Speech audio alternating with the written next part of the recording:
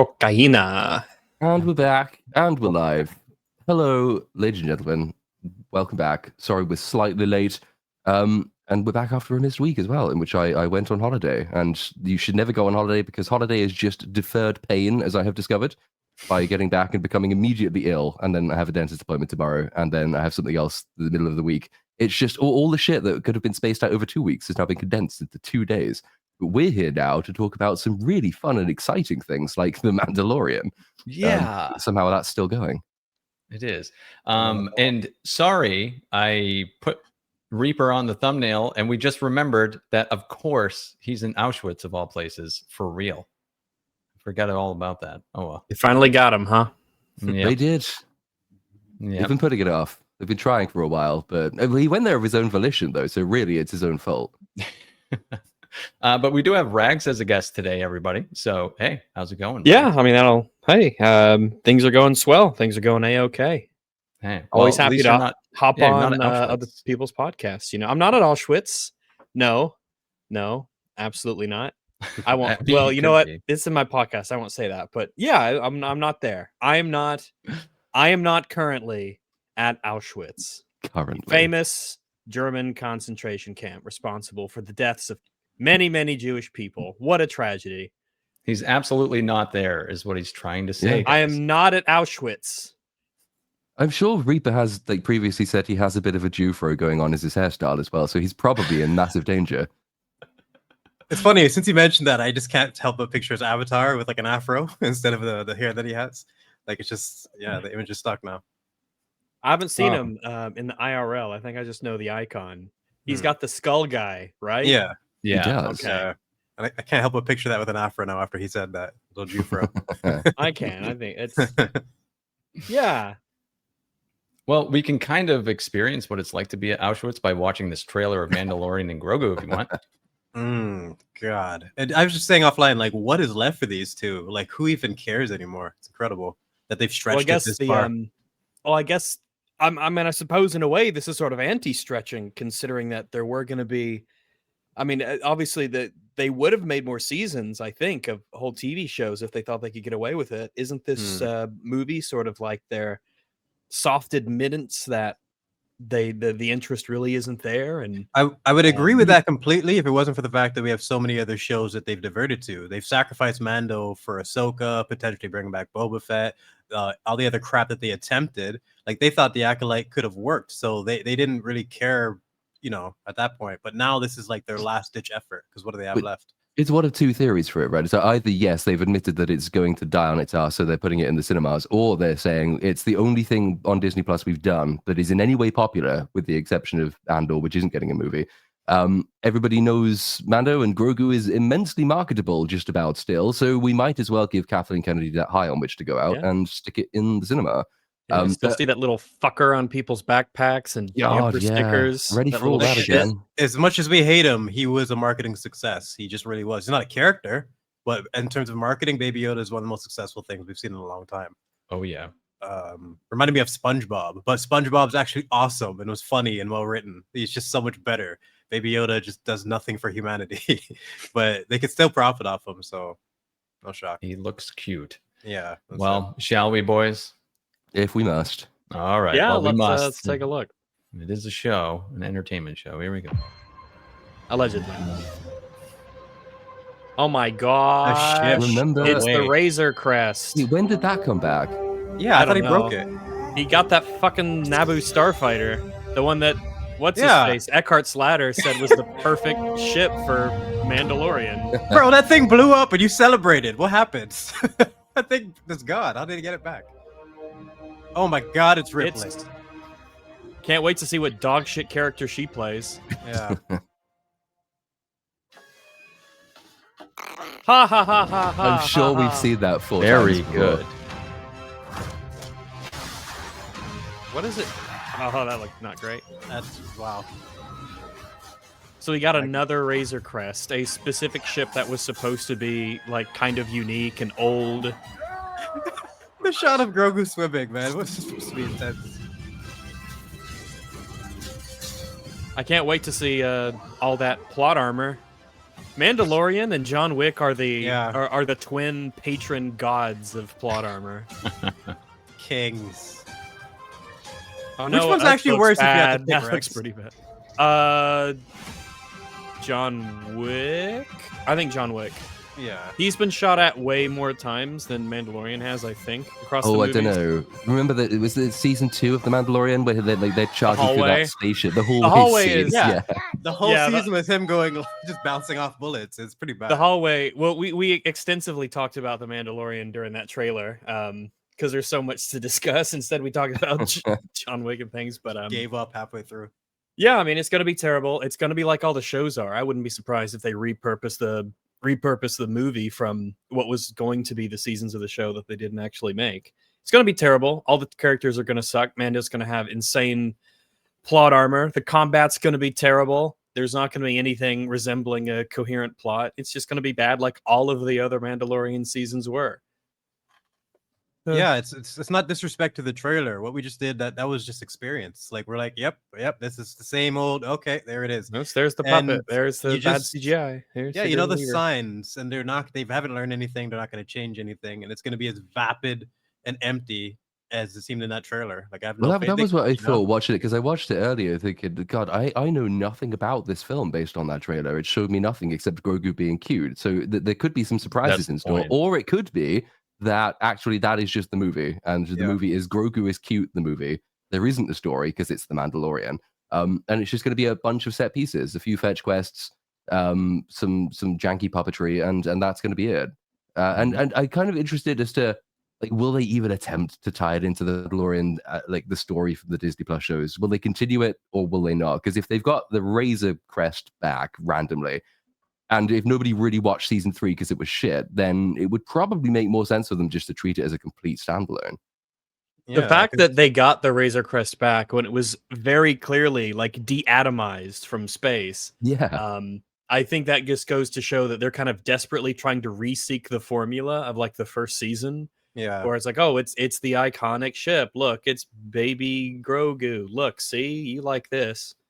but imagine us watching this as someone who gave up after season 2, and it's like, what the fuck? How is the Baby Yoda back, and how's the ship suddenly like, not completely in shreds anymore? It's just a full reset, and it's no respect for the character if they're gonna do it to this degree.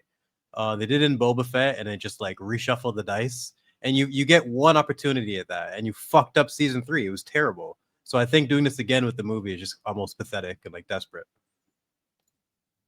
Season 3 was hilarious. Yeah. I love the way season 3 begins by saying like, hey, remember the Book of Boba Fett? No, of course you don't. So here's the story again. Here's how Grogu got back.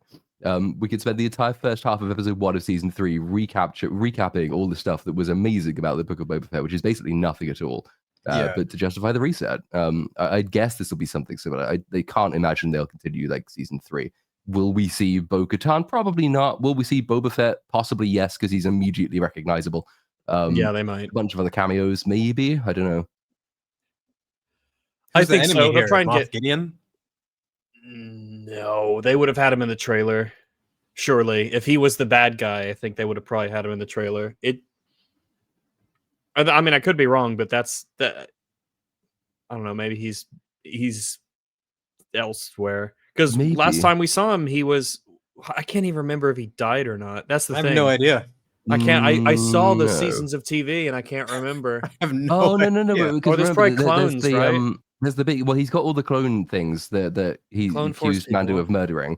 But then there's the big fight scene on. Is it Mandalore? It's on Mandalore, and then everything explodes in fire and stuff. But we've previously been told, I think, that his suit is fireproof, so he's definitely not dead, unless nobody watched that show and he's not popular enough anymore. In which case he is. We'll never see him again.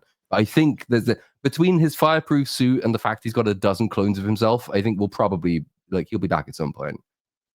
Yeah, he's one of those Yeah. villains that like dies at the end of every season and just comes back type of thing. It seems like that's what they're doing with him. So, but the fact that none of us can remember whether or not he's alive or dead just it just shows that he's a failure of a villain for sure. We watched those seasons of TV. We recorded them, had them put out on the internet, and I still can't remember if he's dead or not. Fuck, that just goes to show extra funny. the cultural impact of that season of TV and just how emotionally resonant the story was. I can't remember if the villain died at the end. That's hilarious. It's extra funny for you because of the EFAP TVs. Yeah, it just occurred. Yeah, to we me. like I know at one point Documented. I knew. It just didn't. It is wafted away. It is smoke through your fingers. It's gone. I got stuck in the rain. I'm freezing. I don't want to become Platoon and catch Ebola as well, right? Yeah, don't do that. Ebola. Not when you've got the Mandalorian to look forward to. You can't die before the Mandalorian comes back. Everybody loves the Mandalorian. That's right.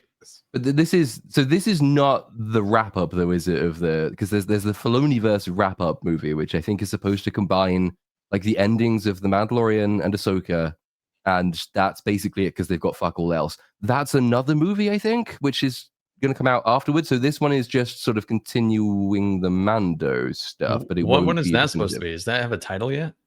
I don't think it has a title yet. I think it's just not the Dave Filoni's Starfighter Star Wars movie. movie. No. That's something else, which is a terrifically, wonderfully bad idea. That one is the one that's set 7 years after the Rise of Skywalker, because everyone remembers that film and remembers it fondly. They loved that film. So what we really want to do is to do our next big feature film tying into the wonderful events of the Rise of Skywalker.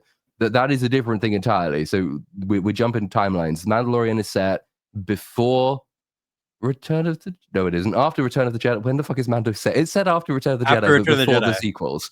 Yeah. And then that movie is set after the sequels. And then there'll be another one set before the sequels. And then there will be maybe one set thousands of years ago. And then there might be some others. If any of these ever get made, they tried.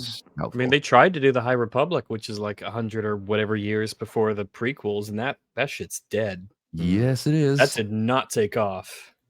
I think they had like books and graphic novels, and they had obviously the Acolyte, and that got canceled. I think that was just a complete and total failure of an endeavor to expand Star Wars. Jedi, how cold is it in your house? I came in from the rain. I am trying to make sure I don't catch Ebola like Platoon. So all right, you have like coats on and everything inside. I was just checking on you, making sure you're okay. How does Rey, man? How are we gonna fit Rey into all this when we have all these other movies prior? She's like, I mean, she's got her own movie allegedly, so we don't have to worry about her. Wasn't that one removed again? Like, didn't that one go on the slate and then off the slate again? Since of course it was like she turned up at Star Wars Celebration and said, "Oh, it's so nice to be back." And then I'm sure that movie got removed. So in theory, it's still happening, but we don't know when or if, or probably never is going to be the answer, or even who's making it. Because it was that, is it Charmaine Obaid-Chinoy, whose qualifications for writing Star Wars are doing some sort of public interest documentary in Pakistan. I think it's really, really good to see the quality pipeline. This is how you get promoted in Disney Lucasfilm. Looks like back in July, they said that there's an article here that says promising Rey Skywalker update, which means it's not confirmed, or else that would be the headline. Back a month ago, but yeah, the fact that I'm looking up the news and it's not saying like the release date or here's when it's or it started filming or I don't know. Maybe it'll come out. Well, how are you guys feeling about Rey in 2025 just as a whole? Like not just Rey, but Daisy Ridley's Rey. Who? Like, would you actually want to see her get redeemed in some way and get a respectable script somehow? I feel sorry for Daisy Ridley, but yeah, that's kind of why I mentioned that character. It's like there's only the one continuation you can do is actually have Palpatine inhabiting her soul, because that's what he said he would do when she did what he told her to do, and then the movie forgot that that's what it said would happen, and so she became if she turns out to be evil and actually she buried the Skywalker name in the dirt because she's now a Palpatine because she killed him, that would be an interesting development for the character and the only one that actually fits with the preceding movie. But I don't see them doing that. The thing that will get my butt into the seat at that theater for the Rey movie is if they just say fuck it and have Ian McDiarmid play Rey Skywalker, because he truly has become, a Palpatine, and he just plays her, and he's got a wig on, and he's wearing the outfit. Yeah, and no one mentions anything, no one says anything. It's played completely straight, but he has the lines and the voice. I'll be in the theater. You'll earn my ticket. I think Rey's been pushed too far, man. Like, you know how Zack Snyder's Batman, he already got pushed too far because he had him killing people, so you can't really redeem him at that point. It kind of feels like Rey's like that too. But that's why we need it to be like a possession type thing. Like, I would want to see a situation where Palpatine is possessed her because of what happened in The Rise of Skywalker. We get like a horror movie with Rey, because there's nothing left that we can do with this character. She needs to die, of course. She's too OP. But I would just like to see. I just don't want to see another Mary Sue journey with her. That would really be the worst thing they could do with her. Basically, Daisy Ridley's last chance at a career. So I don't know. I feel bad for her and because It's not her she's last not like chance John for a Boyega. career. What do you? Yeah, she did it The is. Cleaner recently. That was a tremendously Yeah, that was successful a film. huge success, right? Everyone loved that Yeah. movie. And I've heard of that. I think It's Daisy Ridley in Die Hard is basically what it is. Like she is a cleaner on some big Cat. tower. I haven't seen it. Hey, Jub never Jub. mind. There you go. Well, unlike John Boyega, Daisy didn't shit herself and like blame the fans like because he has no career now, you know. So I've lost faith in him, but He's I made would. It'd be himself nice quite to see something. toxic in terms Yeah. of hiring prospects. How much did we support him, Rags, throughout the years? Like you've been at this for years. Everyone wanted to see the Black Stormtrooper. Everybody wanted to see John Boyega's Finn because he was charismatic and fun. The idea and of Poe. a stormtrooper who like defects and learns that he has force powers is something that people wanted to see more than maybe anything else Mhm. as far as the new sequel characters went. And Yep. people have been devastated ever since. And if you ask people what was the biggest, loss, potential loss of the sequels, they'll probably say one of two things, which is that the original cast never got back together, or that Finn was essentially completely sidelined for Rey, and nothing ever really became of Finn. He became a walking joke. You always got to throw Snoke in there too. Can't forget about Yeah. him. Andy And then- Serkis. Yeah. I'll always be salty about Snoke. I just stunned to this day. Yeah, Because he was but cool. I really um, like the voice and the look. yeah. He was, and he's a good actor. And luckily, he got to show that in Andor season 1. Andor, so like, yeah. at least he got a good role in Star Wars eventually. But Yes. the Finn He stuff, did. wasn't that like part of the draft for? Is it Colin Trevorrow's draft when it was going to be Duel of the Fates, the one that never got made in the end? But I think that was supposed to be the one where Rey turned to the dark side and Finn became a Jedi. And so I don't have any faith that movie would have been any good, but just from Fine with the reading the concept. outline for it, yeah, the concept's more interesting. At least I sort of Yeah. understand where it's going. But don't you feel like you'd flip the coin and shuffle the dice on almost any other version of I'd these re-roll it. movies? Yeah. Yeah, I'd roll it in a heartbeat because Mhm. obviously what we have is like it's worse than worthless. It's actively super damaging, not just to the brand, but to, I guess, the integrity of Star Wars, the sequels at least. 100%. So yeah, I'd re-roll in a heartbeat, no questions about it. What I 100%. mean, what are we gonna get? Something worse? I'll take my chances. Mhm. I've had the sequels and the entire sequel era essentially completely written off for many years now, so it's of no value to me. Mhm. As of a large number of people, which is going to be interesting when the Mando movie does release, because it is probably the most recognizable offshoot of the IP that they've got. It was the most popular one that they had. But the number of people who will now not even tune in for the first minute of a new Star Wars show because they have no investment in it, because the sequels ruined everything, because everything's been so massively shit. Even the Mandalorian suffered from this in season 3. So they're going for basically their most popular thing, and I don't know where to place it in terms of expectations. Part of me would be surprised if it does make significantly more than like 500 million. I don't think it's going to be a wildly successful movie. But then again, it's I don't think so Grogu. He can either. pull things out of his little Yeah. green ass. Maybe it'll be fine. I don't know. I feel like it could make a lot. I feel like it could make a little. I feel like it's a bit of a wild card. I feel like no matter what it does, it won't surprise me. One thing because we've been talking about the sequels a little bit is, I suppose, when you look at all the shows that Disney has released, you have you have Ahsoka, you have Andor, you have Boba Fett's show, you have The Mandalorian, and all of these take place within the original trilogy timeline. Do they have sequel trilogy shows? Are there any shows that they've put out that are in the sequel trilogy? No, I think this Starfighter movie is the first time they are exploring it on any kind of major screen. I don't know, because obviously there's a bunch of like Lego movies and what if style animated stuff, which I don't know anything about, so they may have covered it there. Neither. But I think the Starfighter thing is the first sequel trilogy era thing they're doing. It is clear that after, I mean, it's very clear the sequels were a gigantic failure in terms of what they could have been, the opportunity cost. I mean, the fact we haven't had a Star Wars movie since 2019, 19, is it? Yeah. I think. So Yeah. 6 years without a Star Wars movie is kind of insane.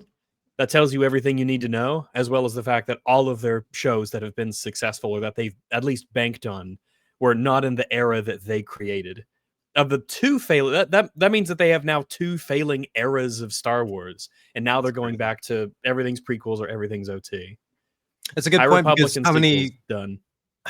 in that time frame that you just mentioned, how many Marvel projects came out? Where Marvel shit in the bed consistently, but at least they're willing to release projects. Star Wars mean, is scared to death.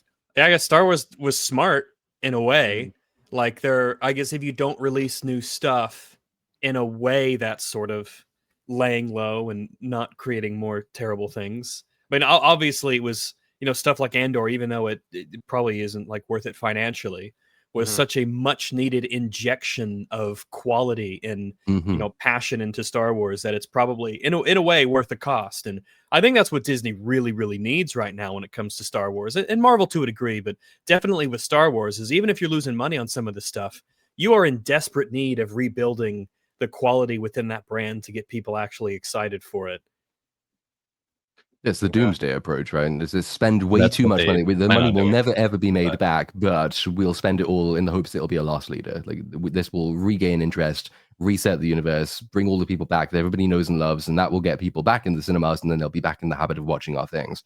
I mean, Andor is difficult to sort of compare in that sense. It had an equivalently ridiculous budget. I don't think it was ever going to be a massive loss leader either, except insofar as it turned out to be so well done and well written that now it's got all the critical acclaim behind it, which I suspect. I mean, you might see it inspire Dave Filoni to attempt to replicate some of its tone, which will be very funny to see. I hope so. Yeah, if anything, I really do hope that people learn the correct lessons from Andor.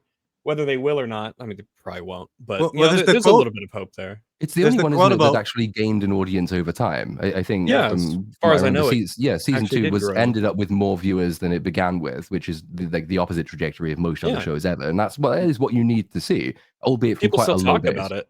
It's actually something that it is sort of like a bit of a cultural sort of landmark that people reliably go to. And there's that quote about Filoni where I don't know who said it, but like they said, he's the Ahsoka guy, not the Andor guy. And I feel like that's something that he might want to eventually ditch, because like no matter how much money you're making, how popular you are, deep down inside, you know what art is, and you want your stuff to be respected too. So I don't know, maybe he'll. Well, Filoni might not actually. Yeah, he might not know what art is. It could be true. Speaking of art. The final episode's coming out tomorrow of this show. Good. Yes. Alien Earth. Have you seen 7? Like I was one of the things I was asking offline. Yeah, I've seen all but the last one. I've kept up with it. And that'll be for those who don't know, EFAP on Saturday, 1 p.m. Central. We will be covering Alien Earth. I'll be leading the discussion on that, and I'm not looking forward to it, and I'm not happy, but it's fine. It's fine. It's your job. I'll get over it. It's pays the bills. There's the advantages about it. Particularly the first 3 episodes, you can just skip so much of it. Like there is so much empty space doing no narrative work whatsoever. It's like people walk. Okay, there's a long musical interlude, which is a bit like a music video. Okay, fine. But the episode that's the flashback on the ship before it crashes. I basically will just say, so here's the 2 things that are relevant, and we can skip this whole episode. Like really, because like who gives a shit? It's a terrible episode. It's he's out. It's so bad that it has killed Drax's internet. Killed the net. Surprised. Shit. Well, to pick up on that, it is a fucking terrible episode. Worth time. Complete waste of time. Like there's quite a lot retarded. Oh, he's back. You only need like 2 things about it. Then you realize the rest. Oh, there we go. I'm back. Your internet. Yeah, he's back.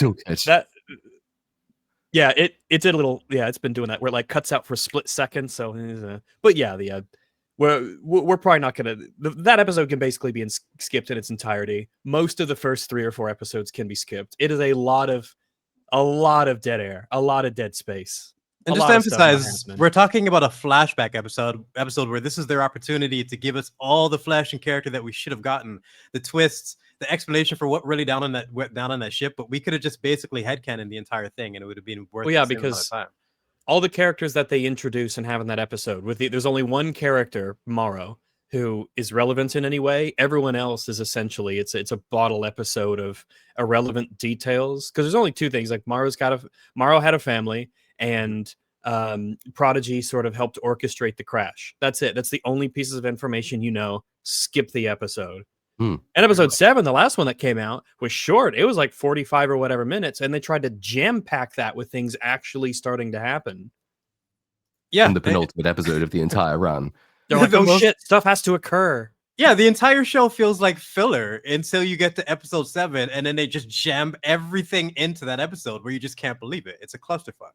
It's one of the stupidest episodes of TV I've seen in a long, long, long time. For It is sure. so frustrating as well because I think this has come up on stream before. Inevitably, it was comparing itself, and the people behind it were comparing it to Game of Thrones. They wanted another Game of Thrones style event TV, massive political intrigue, lots of interweaving narrative, lots of characters. And every time this is brought up, all the shows have very similar problems. They don't seem to understand that just having characters standing there staring at each other or walking ominously through a corridor isn't Game of Thrones. That's like, you actually need character depth. You need many, many intersecting plot lines, and you need not to be a complete retard when you're writing, at least until you get to like season 4. But like this show is just, there's a lot of stuff in there that I would have been really interested to see had it been done by competent people. I like the idea of exploring how the division of Earth between the corporations is. That you could have done interesting things with that. I like bringing in new alien species. In fact, I think it would have been better if the xenomorph was not in it at all and just focusing on other aliens. Also, could have been good. How do these ships work? What is life like aboard the ships? What is the psychology of someone who signs up to these missions? All of this stuff we could have got, and how do the didn't. massive mega corporations get along? How do they like cooperate in some ways? How are they at odds in other places? How does the politics of that kind of world work out in terms of cities and ownerships and stuff? It could have. It's a setting that provides it, that lends itself really well to that kind of, Game of Thronesy political intrigue and also action at times settings. And they have not taken advantage of really anything. I mean, when you said it would be better without Alien, I basically agree. The Alien thing sucks and it's stupid. I just like the little weird alien critters. Tentacle boy. The little eyeball monster? Because if they weren't distracted by the xenomorph, 100%. We've riddled down to where a sheep is the best fucking character. It's ridiculous. But if we actually weren't focused on making the stupid xenomorph a pet, where she's going like a cat and calling it to kill people, it's ridiculous, then we might have actually got a chance to flesh out and have a better understanding for the other creatures. And it's like you guys were saying, there's so many unbelievably interesting concepts that they're just glossing over. And it's like it's being written by children. Like we have little kids who are sick being transferred into hybrid bodies. That is a movie in itself. We don't do anything with it. We got Tentacle Boy and all these other species that have different digestive systems, and yet they all came from the same ecosystem. There's so much you can do with that, and they consistently do nothing with it. Everything from the flashback with Morrow and his conversation with Kirsch in the elevator when they're basically talking shit to each other about like him being obsolete and whatnot. These are all concepts that could have been their own Black Mirror episode or their own movie, and they consistently do nothing with it. It's one of the most shockingly frustrating shows because it's stupid, but it thinks it's so intelligent while wasting our time with these interesting premises that we've seen done good in other places. So I'm at this point where I hate this show. Like, fuck you, show. You're just wasting my time. It's a setting that would have made a really good anthology series. Yes. Where you take the look, what's it like to live in this world? And you could see like the little guy who's just doing a job for a big corporation, and you can have what is this space marine doing, and what is this researcher doing, and then you go, what is the CEO of one of these massive mega corporations? What's their daily life like? What do they get up to? There's a lot of stuff that you could do in this world that'd be interesting, that owe itself really well to be an anthology series, but instead, you're right. They're trying to do these really heady, grandiose kinds of things. Oh, what is it like to be human? And brains, and it all sucks. It says nothing, and it has nothing of value to say. Yeah. You should just go and play Soma. Or watch Her. Like, look at movies that actually... or Ex Machina. Yes, or there we go. Just with something else. I feel like that's what gets everyone through the episodes, especially the early episodes where there's no stupid things to laugh at as often, where you're thinking of like, this could be interesting. Oh, never mind. And it's just every episode you have a moment of like, you think maybe they could do something with it, and they just don't. And the amount of people who are defending this show as if they're doing brilliant things with these concepts is what bothers me the most. I don't know why that is either. I mean, occasionally in places it looks nice, but then it would, because it costs $250 million. So like that's the least you could expect. But I don't see, like, what is there to defend in it? What's it doing? What amazing, like, non-law canon breaking stuff is it actually thrown in? Because it's sort of had the Romulus problem of, as soon as you know it's a prequel, it's going to fuck everything up, and it actually wastes no time in doing so. Romulus, I think, still just about wins because its first frame breaks canon. I think so, yeah.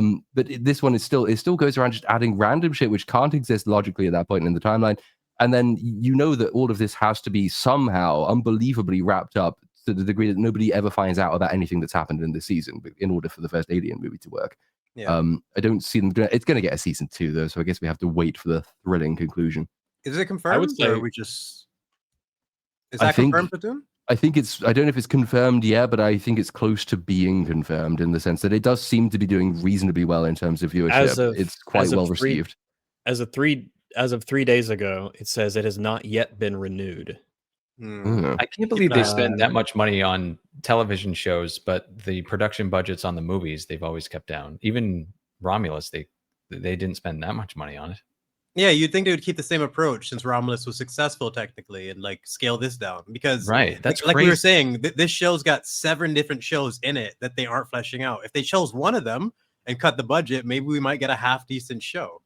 But I'm not sure.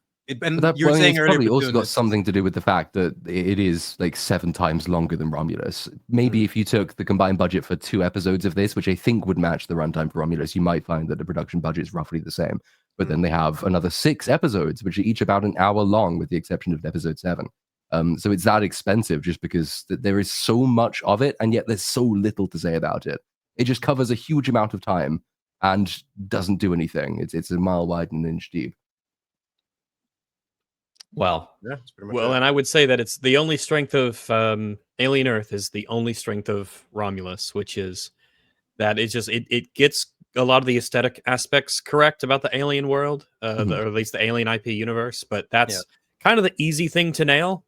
So setting yeah. and sound design, like that's like you're doing a xenomorph or an alien show or movie, and you get that right, like big whoop. All the hard work was done for you. You're just copying what's already been achieved by other artists. But in terms of the story they're creating, it's garbage.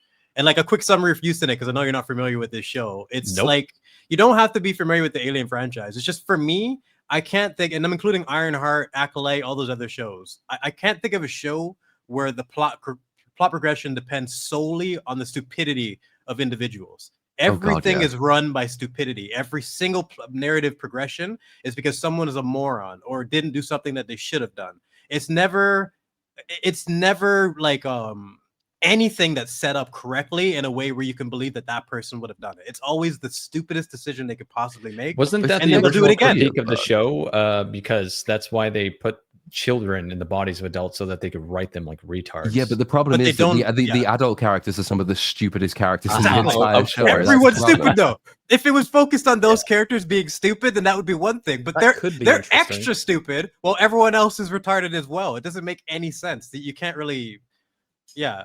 How does a child in this scenario act if they have all of these, in an adult body essentially? How would a child react? It could be interesting if it was done well, but oh well. I mean, you could just take the premise of an alien escaping in a research facility on some mega corporation's island, and then over a season you have like 3 or 4 different groups of people who are doing what they can to survive, and you could just keep it just within the island itself, and that's all you need. And just keep it kind of small and local, and just have it be character focused. But oh well, no sense discussing shows that don't exist at this point because it's all terrible.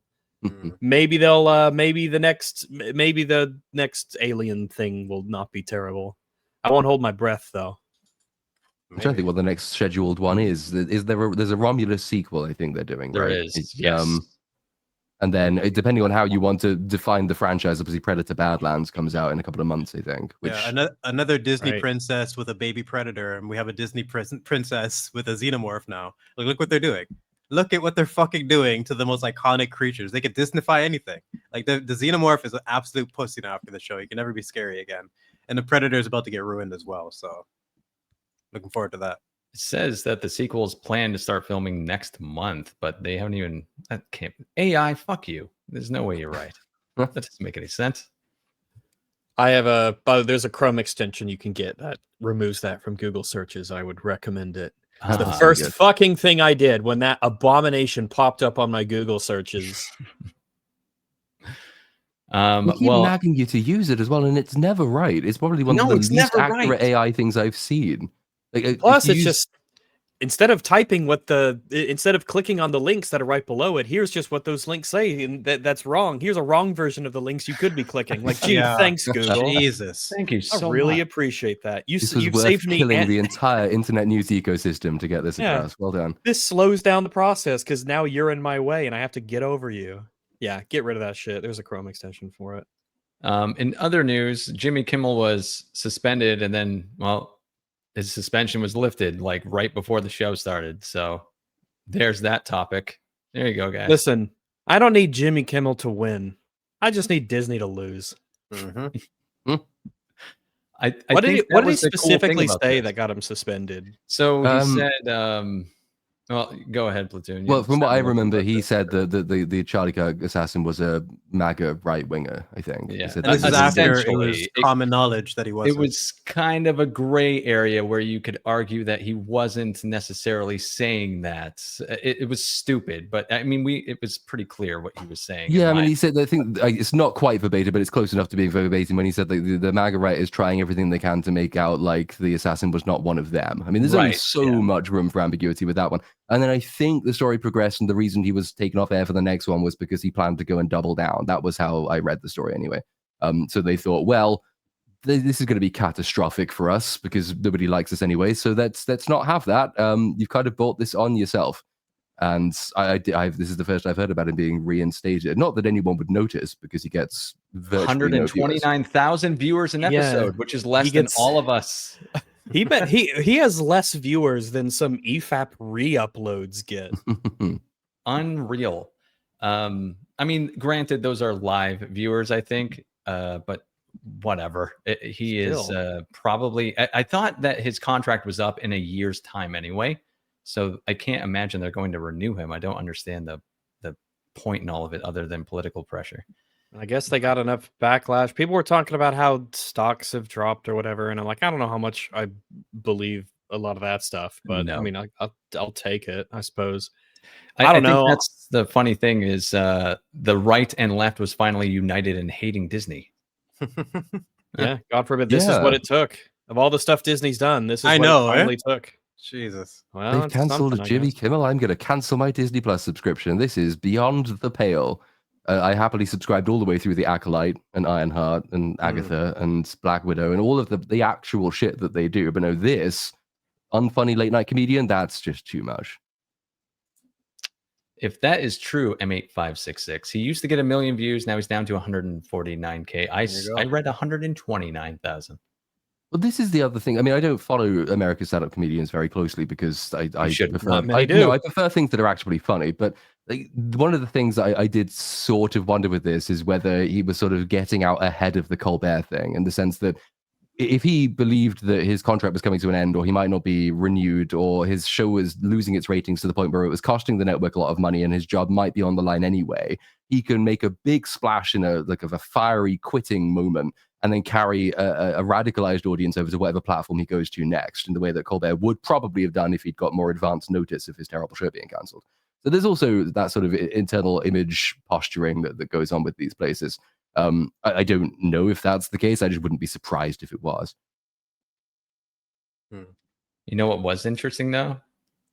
What was interesting? This. Tatiana Maslany, she joined in the urging of canceling Disney Plus, which said to me that she is no longer She-Hulk, and that's why she had the balls to finally say cancel Disney Plus or join this.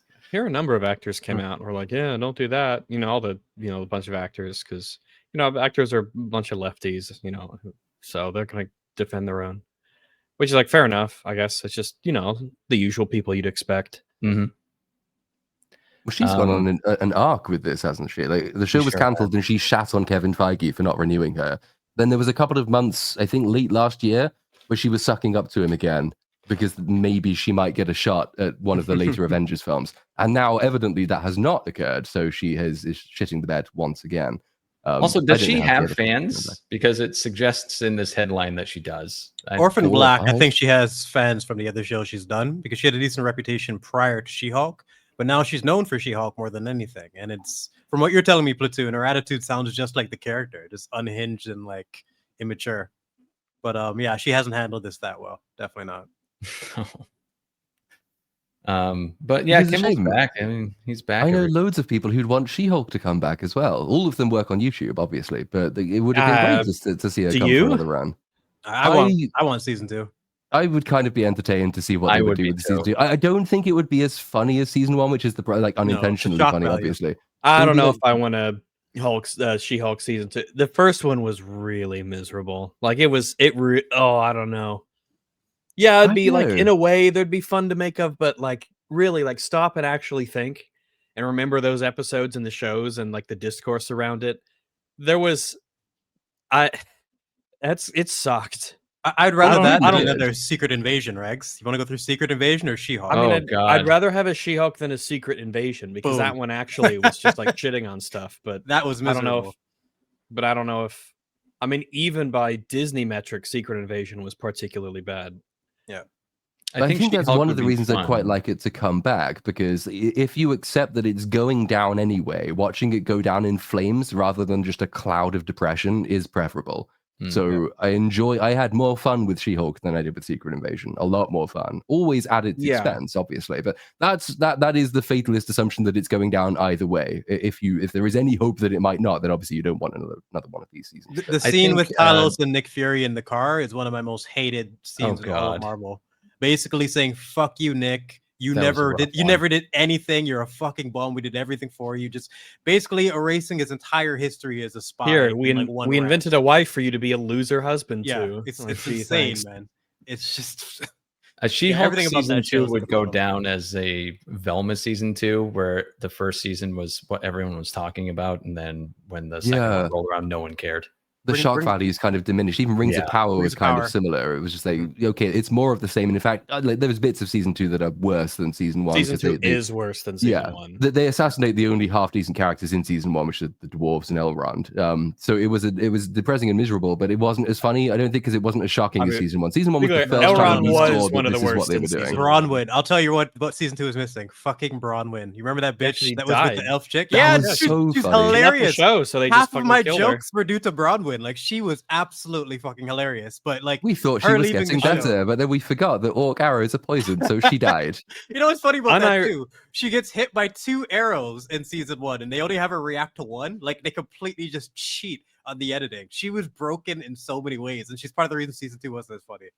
I say this without a shred of irony, but in Rings of Power season 2, the best character is a horse. Yep. And trying to I'm not remember. saying it as a joke. Barrack, Isildur's horse? the Isildur's horse, Yeah. is actually the best written character in season 2. So we got a horse in the Rings of Power. We got a sheep in Alien Earth. Like, we're getting brought down to like fucking nothing in terms of the most entertaining characters. It's so bad, man. And it's always a droid in Star Wars as well. It's like people have just Yeah. completely forgotten how to write interesting humans. So it's the gimmick sidekick character who ends up being, oh, actually, you're kind of enjoyable. Yeah,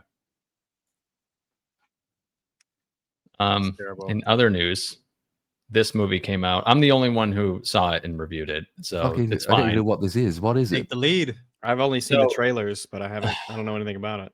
So, okay, the cinema score should speak volumes here, because cinema score you can grade on a scale. C- is like a fucking F. And this movie is, in my opinion, the worst of the year. I just released a review on it, so I don't want you to leave the show. But I mean, if you leave the show to go watch the review, go ahead.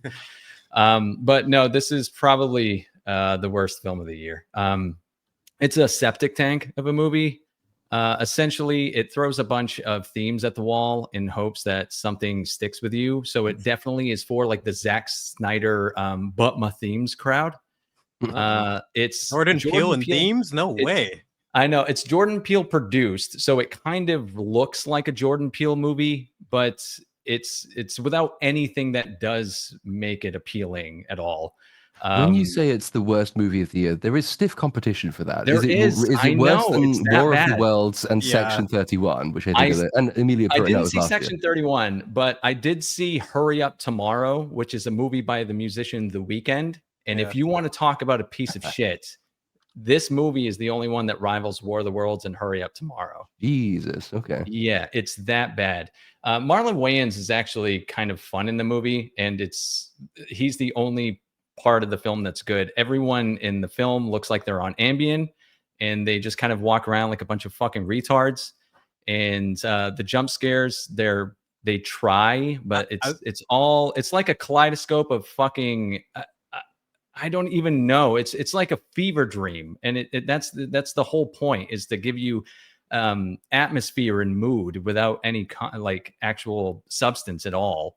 What's To clarify, it is a horror movie, right? I was going to see a brief plot summary because until you mentioned jump scare. Okay, so the plot summary is this guy here that's in the red.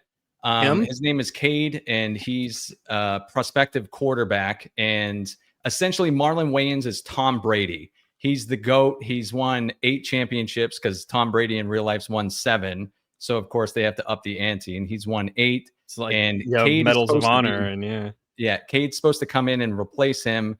And of course, there's lots of race themes. So the quarterback's name is White, and trust me, it really it means something. It's so fucking on the nose. It makes you want to just punch yourself in the fucking face. But he's supposed to replace him, and White doesn't want to be replaced, so he puts him through all kinds of really weird rituals and creepy shit. And white people bad, blah blah blah. It's just a piece of shit. I really, really don't want anyone to go see this movie. I hate it. That's Jordan Peele, man. Even if he's not the writer here, I'm sorry. The stench of Peele would have affected the script somehow, because even in, like, I think Get Out was the only one of his movies that I actually enjoyed. But even in that, his focus on politics, his obsession with it, ends up damaging the script and the things that are actually enjoyable about the movie itself. It's 100% why you picked this movie, because it looks like, if you just said he directed it, you'd be like, oh yeah, he did. But so you're saying it's not appealing? Indeed. I did try and play with that for the title, and I just decided to call it the worst movie of the year. Him's the worst movie of the year. Because we know he has talent. He definitely has talent. He knows what to give good character and good direction. But then I just always feel like that stench of, like, okay, you could have done so many other things here that would have been scary or interesting, but you had to hyper focus on your politics, and it just damages his movies. And I feel like any movie associated with him is probably going to have a little bit of that. Yeah, it's really awkward, and I don't know why. This is just an observation, but it's like hyper homoerotic. It's fucking bizarre, like what they cram in here. I don't know why. It's just there. I'm like, huh. Well, I guess that's a thing. I don't know if they were trying to make a comment on the brotherhood of like football players and football teams, especially at the look. You see some level. stuff in the locker rooms, all right? Essentially, that's what they were getting around to, and I was like, there's a point where I'm just like, just ask him to have sex. Just ask him to have sex. You'll be okay. But yeah, I wanted to bring this up because it was the new release this week, along with another anime film that we'll discuss. It's in the slides, but yeah, I figured I'd bring it up because it sucks, and I released a review on it. So after the show, guys, you should go watch that. Him. But in other pop culture news, Avengers Doomsday has wrapped filming, apparently. But I don't know if the script's done. I still, every time I see this, I just think, why would you, the RDJ reveal it's got no life left. It's just doing that way too early, and it's got nothing now. This movie doesn't have anything going for it in terms of build up. I'm not even sure if it's going to make its money. Like, I think this is a mistake waiting to happen. This is all the success that they had with Infinity War and Endgame. I feel like this is going to be the complete opposite. Like, I'm not sure what they have left when it comes to this. And there's just no anticipation. I don't hear anybody talking or theorizing about it. But it's still a long way out, isn't it? It's the end of next year now. Obviously, it was supposed to be much earlier than that, but then they had to set it back. It's still quite a long time. So, and I imagine they did the big Robert Downey Jr. reveal when they were quite somehow confident that it was going to be released on time. Obviously, it was never going to be. I don't think they anticipated or planned for this big a delay between that reveal and the movie's actual release. I still don't think they should have done it anyway, because why the fuck would you spoil one of the biggest reveals in your movie outside of the movie itself? But, you know, they desperately want to get people in. Please buy tickets. Dear God, please buy tickets. God, please. Yeah, look how many empty seats we have. Jesus and that's Christ, just in the we need your promotional material. Well, this was their big trump card the entire time. Like, we all knew that when we brought back RDJ is when, like, that is the emergency break the glass situation. And the fact that they broke the glass and he's just sitting there for 2 years, like, drying out, it kind of frustrates me, because Yeah, it sucks, but in terms of entertainment, I'll see what RDJ has left in this universe because it's better than watching fucking Captain Wakanda and all the other shit that they've put out recently. Hmm. You know? Well, they put out they put out a Wakanda show that no one talks about because They they're really did? trying to. Oh, Eyes of Yeah, Wakanda. I'd forgotten that Eyes of even Wakanda. existed. Because they really want Wakanda to be a fucking thing. That's gonna be Dear God, Agatha. please. That's gonna be Agatha. That's just like there's a couple MCU projects I have to constantly be reminded exist, like Eternals, Agatha, and that's probably gonna be along the lines of that, of just like, oh yeah, that was the thing.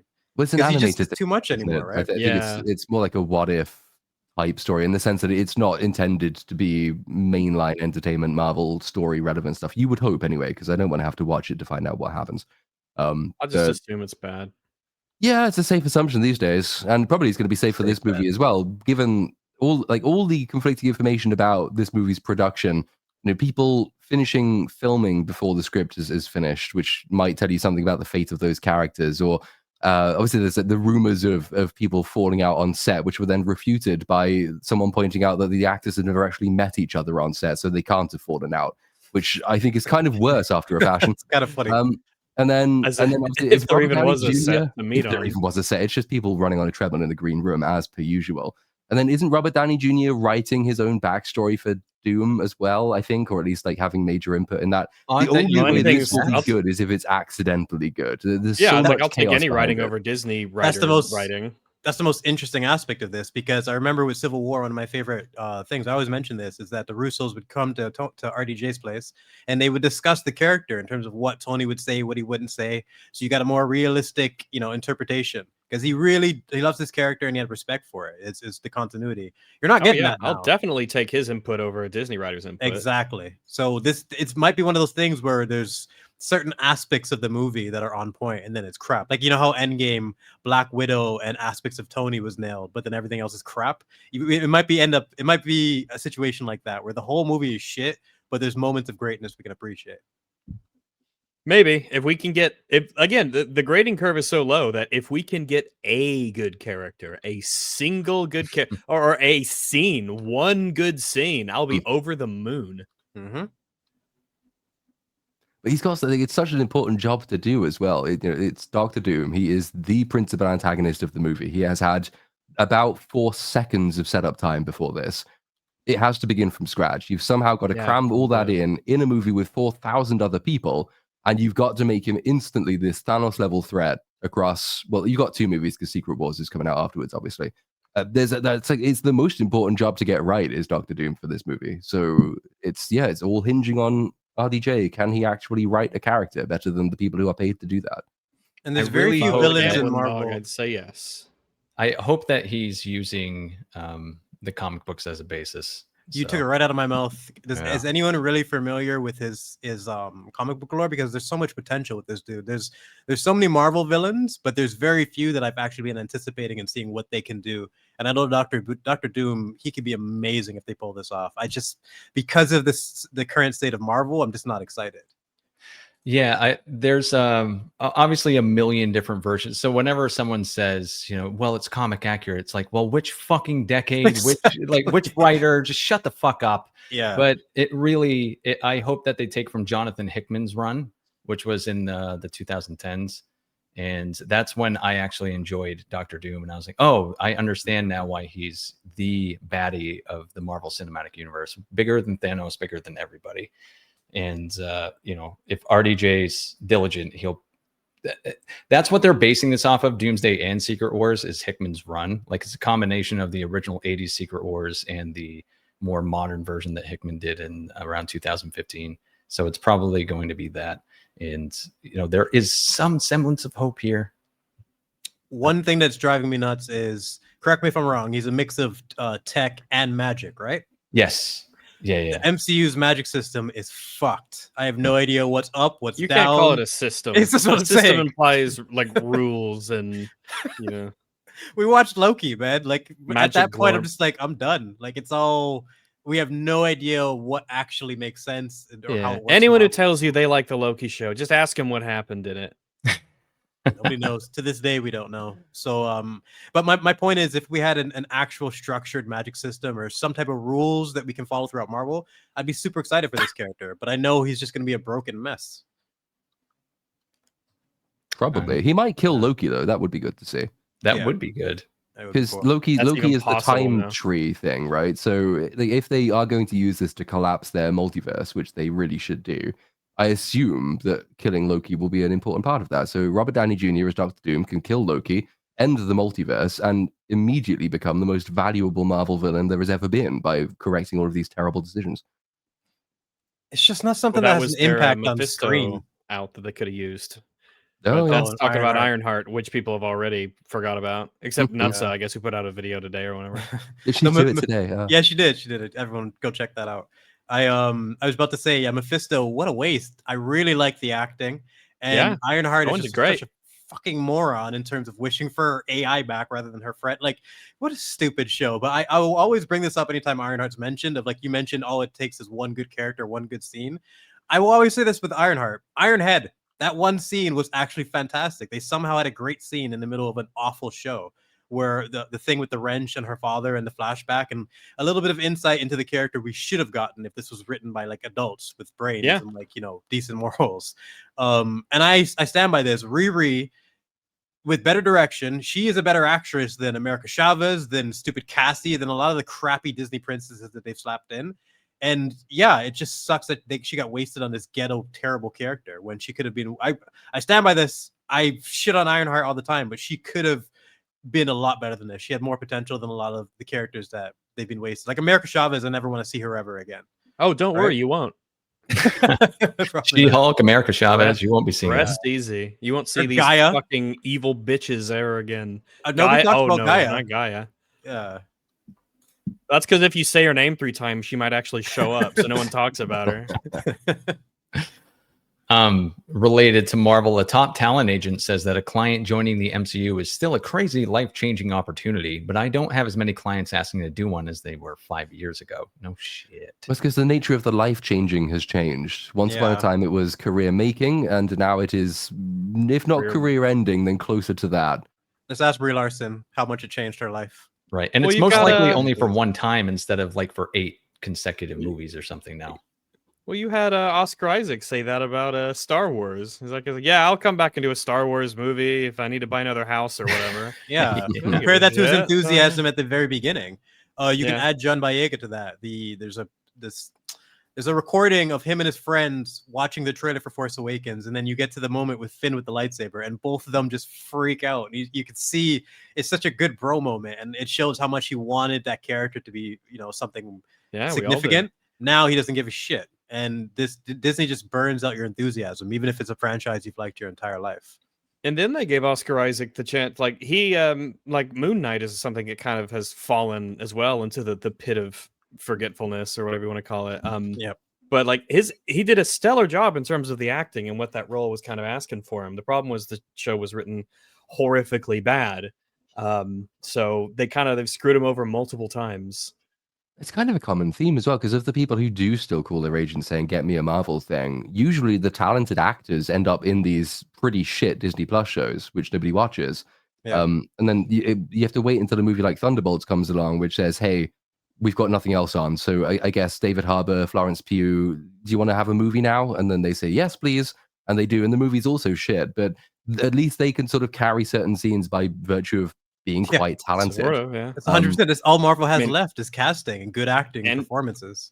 Because like Andy Serkis, as we'd mentioned before, he got his Star Wars redemption. Really, like he was Snoke, but then he was Kino Lloyd. Kino Lloyd, yeah. So he was finally able to actually be in something good from Disney. That's why I was asking the Rey thing of like, there's a few characters that I would love to see some moment of redemption. Snoke got his. Rey, give her something. She's handled. Think about it. Disney Ridley is Rey. She has that hovering over her legacy for the rest of her life. Give her something. Throw her a bone to redeem herself in some way. Yeah, you did this to her, Disney. Yeah, seriously. I think she's unfortunately sort of tied necessarily to being in the sequel trilogy era, though, which is very unfortunate for prospects.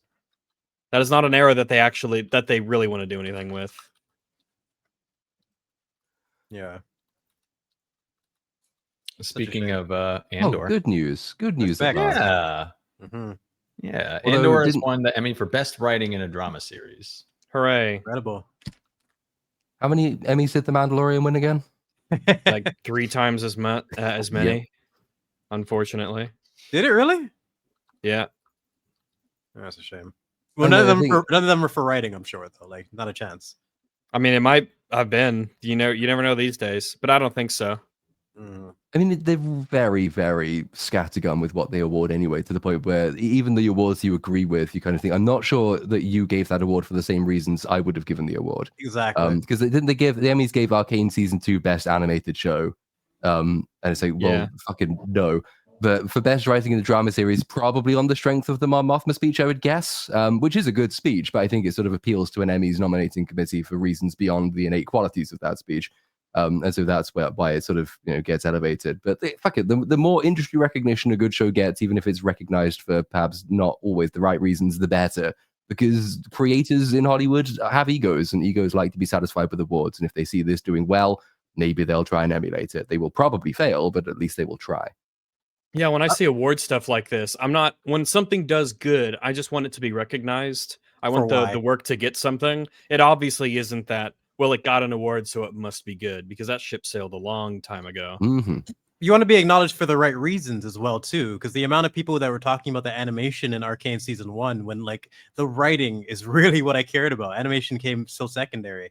And Season 2 was really revealing because the amount of people who thought they were the exact same thing just because of the stupid music trailers, and they only were watching it for the animation. The difference in writing they were was drilling something for a they were oblivious squeaky. to. True. Yeah, it's frustrating when you realize we don't like this for the same reason. So like Platoon said, sometimes awards you kind of have to take it with a grain of salt because you don't know if they're praising it for the correct things, But with this seems like, okay, yeah, you can't deny this is extremely well written. And now we have the Mandalorian and Grogu to look forward to next. So Woohoo! I mean, it will be strange to know that the last Star Wars thing that I watched was Andor Season 2, which is phenomenally good, and we are going to go straight back down when we watch Mandalorian and Grogu. We'll be right back to where Star Wars, truly is. We're gonna go right back home. I think Ahsoka Season 2, isn't that also, that follows the same year as well? So it's a double back-to-back of the Filoniverse Star Wars stuff. And I suspect all of this will make Andor look even better by comparison, which I'm all fine for. Absolutely. It's like returning to your shitty home after going on a really nice vacation. Yeah, that's a good way to put it for sure. Literally did that 2 days ago. That's exactly what it feels like. Are they replacing Balin since the actor passed away? Yes, they have replaced him. Yeah, with what's his name, the Hound from Game of Thrones. That's what I remember. Yeah, I remember him being. He looks like he could be like good because he had He's good in anything going on with him, kind of. I mean, they didn't write him well, but there was like, there's something here. He's good in anything he does. He had one line in Hot Fuzz. He was great. Yeah, and like Game of Thrones, he's one of the all-time great side characters. So. And like Balin Skull as a character, I think I don't know how universal the opinion is that he was the best thing about Ahsoka. I've heard it reasonably often, but I think that's only because he gets halfway through saying something that might almost be interesting, and you think, shit, the show might have some content. Oh no, cut away, because just teasing. We've got some more standing and staring to do somewhere else.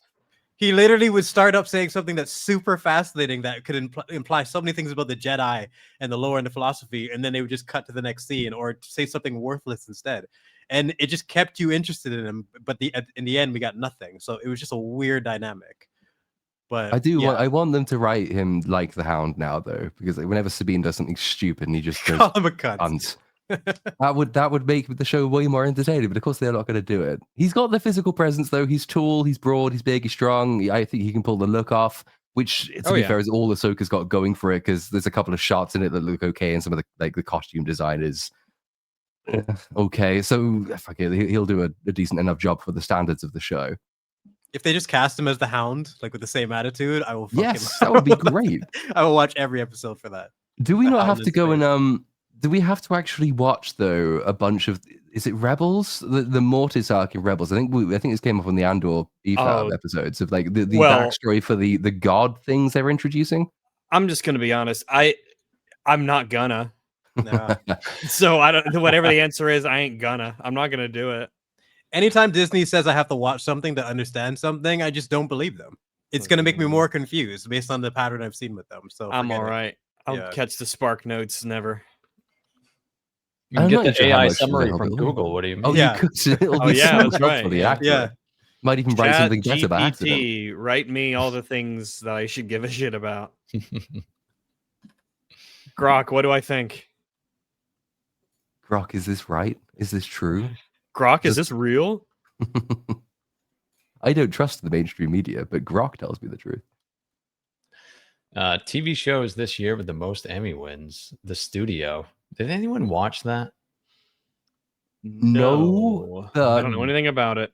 I'm going to take a wild guess and say that the studio is something to do with a Hollywood studio dramatized, because like And they Hollywood love to types, award themselves. they always award themselves. It's like whenever there's a movie about hard-hitting journalism, that movie will get 1 billion Emmys because they love it. Yeah, that and Same thing with slavery. this.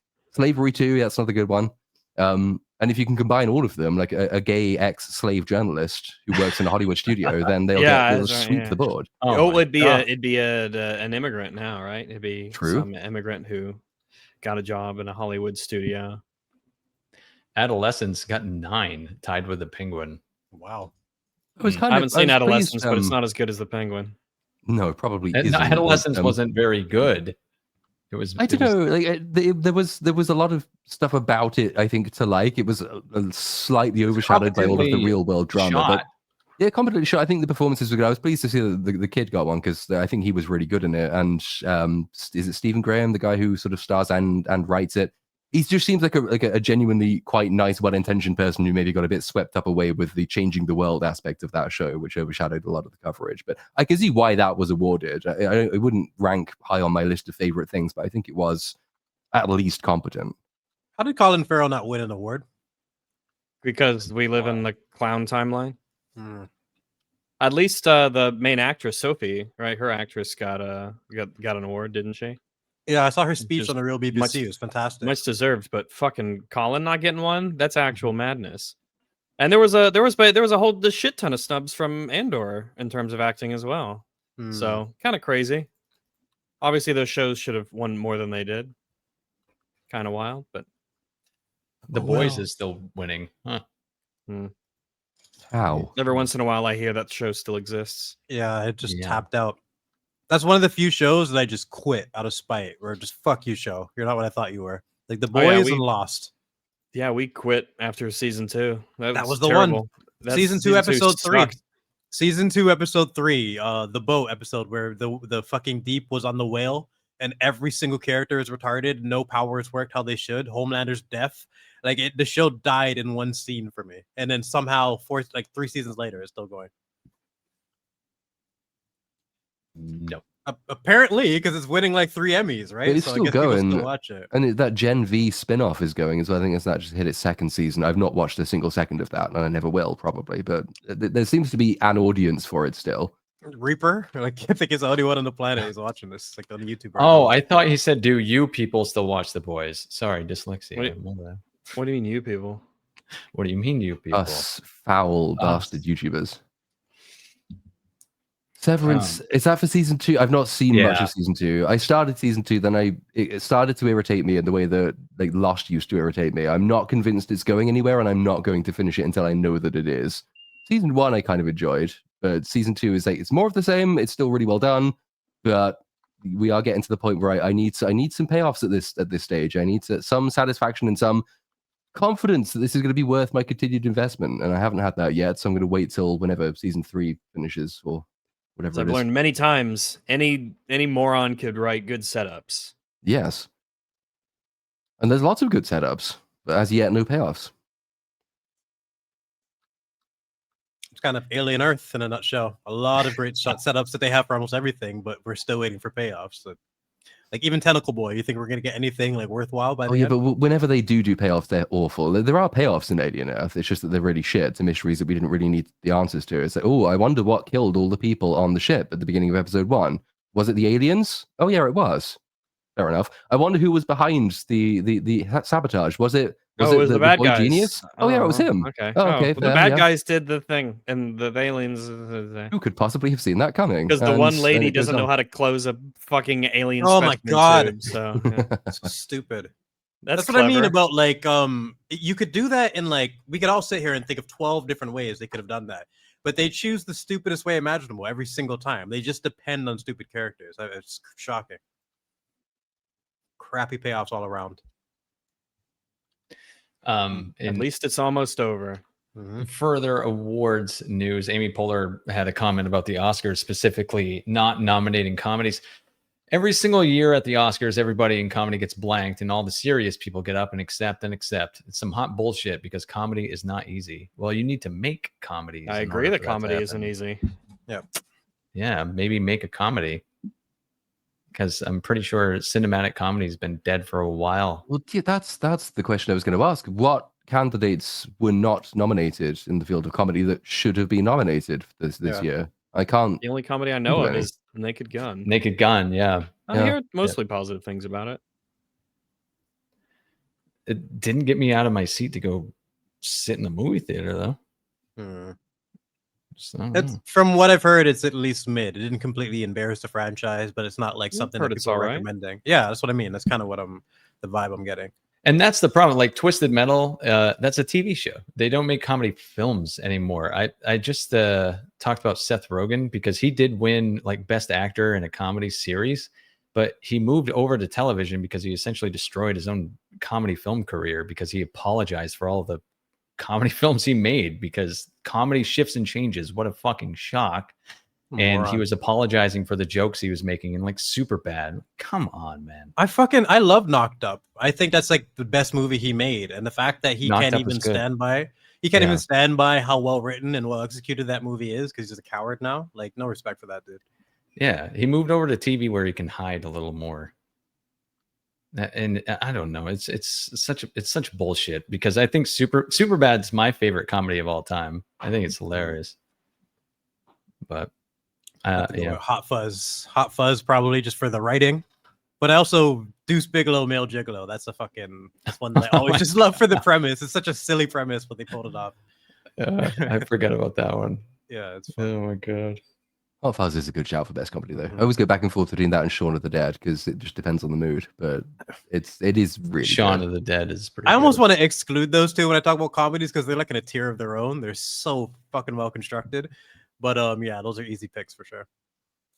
I know Trey Parker and Matt Stone have a film coming out next year, which is probably the only comedy movie I'm even aware of that's coming out. I don't even know that much about it, but the premise sounds reasonably entertaining. I think it's like a male like university student who goes out with a girl and then discovers that like his ancestors were slave owners and owned her parents or something, which sounds like it could be entertaining. That's kind of funny. Yeah. That's a pretty good fucking setup. But just real quick before you go from that slide, I do agree. Yeah. Comedy and horror, those are to make someone laugh and to make someone genuinely scared they're difficult things to achieve, and they don't get enough respect. And there are two genres that just get ignored when it comes to top level things. I'd say horror is way easier than comedy. I would agree. Existential horror is difficult. But I think the most difficult thing is to make people laugh. Yeah, I think making people laugh. I think comedy is really difficult. Yeah. And especially making comedy that has replayability, jokes that stand the test of time rather than just being one watchers. That's really, really difficult. Because even speaking here, you can rewatch sci-fi and horrors and actions all the time. But rewatching comedies, there's a select few that are going to work over and over and over again. So that's very difficult. Sorry, I'm just shocked that I didn't actually expect a video about him to do well. And it's outperforming like every fucking past video of my life. You can never know with this shit, man. No good stuff.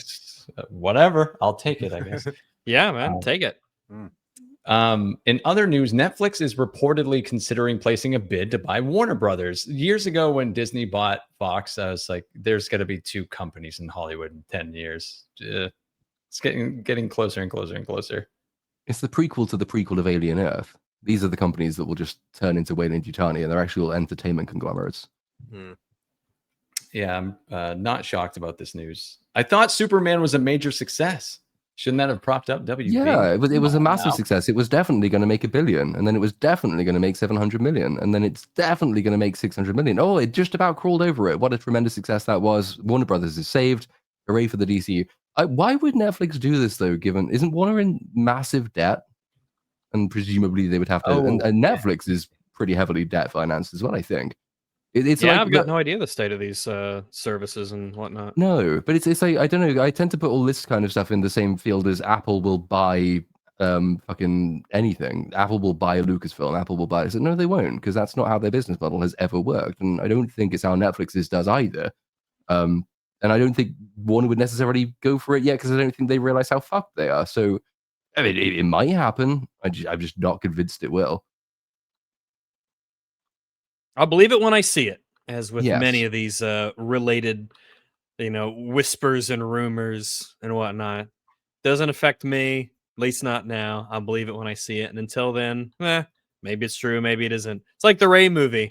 Yeah, I believe it's real when I see it. When I'm in the theater watching the Rey movie, I'm assuming I go to the fucking theater and seeing that, then I will believe that movie exists, and not a second before. While I drive to the theater in my car, I might believe that this is a delusion. You know what?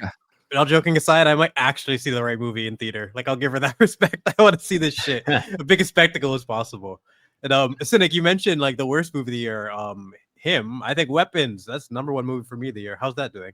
Weapons that was making- stellar. I loved loved Weapons. it. Oh, that was Loved that Weapons. was a huge, hugely profitable film. So Good. that's just fantastic news. Good, 'cause good, it was good. fucking good, man. Yeah. I really liked Love that Weapons movie. is great. Everyone, if you Mhm. can, go see Weapons. Go and Yes. see it. It's really good. I Yeah. don't want to really say anything about it. Don't even ask and what see it's it. about. Nope. Just go watch it. Someone asked to say it's about Weapons. Shut up. Yeah, Watch it. save me the trouble of ignoring you. Yeah. Yeah, that's the thing about positive reviews. It's like, I don't want to spoil the movie for you. Nothing. Please just go see it, and then we can talk about it later. Yeah. Oh yeah, and K-pop Demon Hunters. That's all my friends are in anime. I'm not, but I guess that was really good. Someone's into anime, they're not my friends, so I already headed that one off. I just don't know what it's about. Like, everyone just says, watch K-pop Demon Hunters. Like, why? I know nothing Can I about just it go either. into it and watch it alone? Or, like, Yeah. do I need to watch all kinds of shit beforehand? I don't know. I have get no the impression you don't, because I've heard so many people recommend it. They can't all be anime fans. I've I mean, they I've could heard be, very but- good things about it too. A lot of people have said it's really good and whatnot, but I'm like, I don't know. I just don't. Here's the thing: if you tell me an anime is good, I just don't believe you. Yeah. Well, again, even bigger than that, it's like, if you tell me an anime is good, I'm like, okay, maybe I'll check it out one day, maybe I won't. If you tell me something that is horror is fantastic, I'll probably check it out that same night, because the genre appeals to me so much more.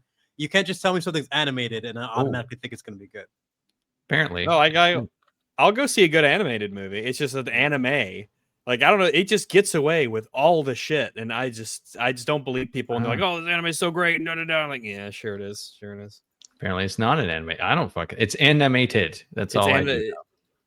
There's a lot of tropes that It's a- anime watchers will ignore and expect it as if it's just a natural part of media, where someone like Rags will come in and be like, what the fuck is this? So it's not always for everyone. You know, it's tricky. What was the movie that opened last weekend to a shocking like $70 million? Just Demon Slayer. Now that is an anime because it's called Kimetsu no Yaiba, the movie, Infinity Castle.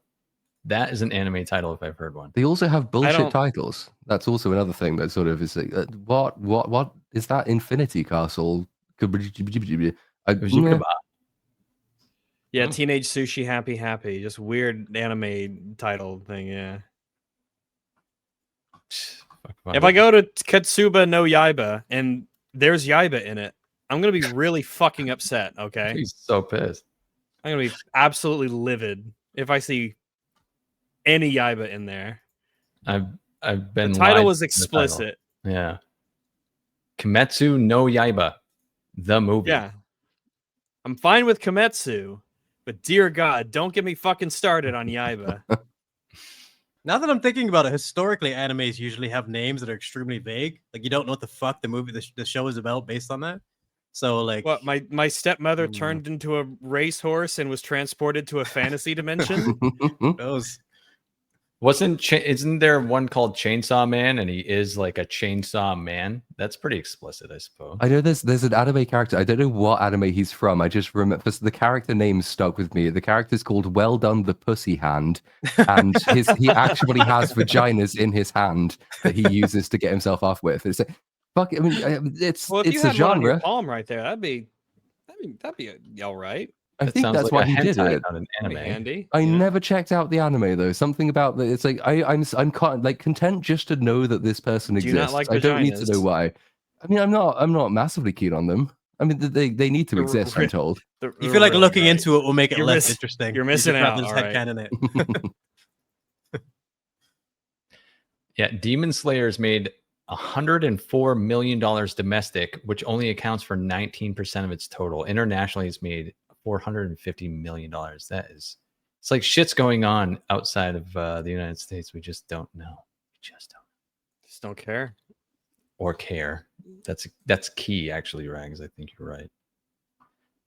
In America, James Cameron's confirmed he's writing a new Terminator movie, but he said, I've been unable to get started on that very far. I've been unable to get started on that very far because I don't know what to say that won't be overtaken by real events. We are living in a science fiction age right now. Well, then put down the pen, James. Okay, Like, loser. what are you Stop. doing, dude? Just stop. You- You don't even know what you're can't- doing, but you're making a I new can't movie. write a science fiction. Okay, all right. Everyone else is managing. Compare this to the mentality he had in the past. It's just there's no way this is the same mentality he wrote the other ones. I mean, with. that's It's just that's kind of. Wasn't he like famous nowadays for like writing a science fiction series or something? Isn't that Yeah. like I thought that was what he was doing? I'm not saying the writing in Avatar is good because it fucking ain't. Those movies no. suck. But still, like, damn.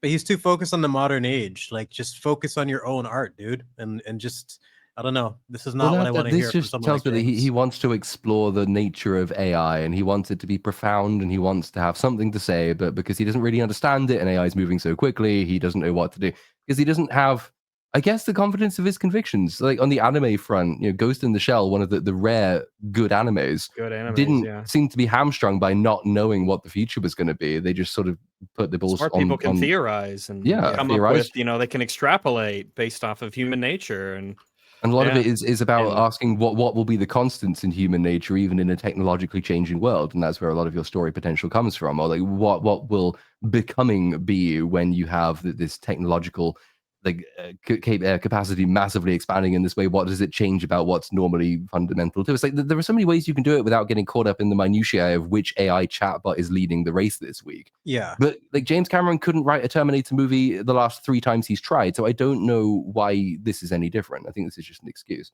And imagine Black Mirror being crippled by that same mentality of just like being limited by what's happening in the real world. You actually have to take a risk and take something creative and have some foresight for how technology is going to work in the future. And then you can make an interesting concept. But if he's scared to do that, then that just says a lot about his mind state as a writer right now. And also, you don't want to be so honed in on what the present state of technology is, because if your point is to write a story about technology and where it's going, then you have to be speculative. You can't, if you're trying to keep up abreast of every single event and making sure that you're on top of every single one so you best represent what the current state of affairs is, then your movie will be out of date by the time it hits the theaters, no matter how rapidly that technology is advancing. Yeah. And plus, like one of the cool things about fiction is you can just make shit up. It doesn't have to be about the real world. Make up your own world. Make up your own universe. You're literally doing that now with your Pandora Blue People stories. Just make shit up. It's fine. It's fiction. Make up a world. Do it. That's why it's interesting to hear this from someone like James. Like he should know that better than almost anybody, and not be limited to like what he thinks is the meta in tech and technology nowadays. He should, as a creative, this is shocking as a quote. Like you should not be intimidated and be afraid to do something that's just creative. This is the mentality that's going to lead you down to something that's super, super dated instantly. And I don't know. Well, the last time they tried a Terminator film, which was current and relevant to the current day, was Genesis, right? And they tried to. Well, wasn't that the one where like Skynet's been replaced by a new app or something, and then when the app launches to all of the phones, then Skynet is reborn, some retarded shit like that. And it's like, what? This is a terrible movie, James. And if you're trying to write this like you wrote that one, then don't, because this is a bad idea. Like people are bored of apps. Everybody knows this, and it's boring and current, and you will be behind when your movie releases. Try and see where it's going. Like, what is it telling you about humanity that we are all staring at screens all the time? That's a broader idea that you can apply in more interesting ways. Fuck it, you've got time travel in the first 2 Terminator movies. Wally we still don't have that yet. Yeah, just I don't know. Yeah, and then Dark Fate has been pointed out in chat about evil ice raids and replacing male psionic figures with female ones because they're now the future by killing John Connor in the first 5 minutes. And then his excuse for why that movie was not well received was he said, I think it was too much like your grandfather's Terminator movie. It's like the problem was Arnie was in it, seemed to be what he was saying. So that's not the problem with Dark Yeah, Fate. people hate him. Yeah, that's one of their biggest issues, not really understanding what went wrong. And you see the pattern with Dark Fate, Genesis, and Salvation of like just not really understanding what they're trying to do with the idea. It's not fully fleshed out, like not enough confidence there. And all three of those are basically like failed attempts at a reboot, which is just crazy to think about. So Yeah. they don't know what to do with this franchise. And then when I get a quote like this from James, it's like, okay, it's cooked. It's done. You really, he's given up at this point. Interesting Terminator thing probably since Terminator 2 is again another animated thing, Terminator Zero, which was I forgot about that.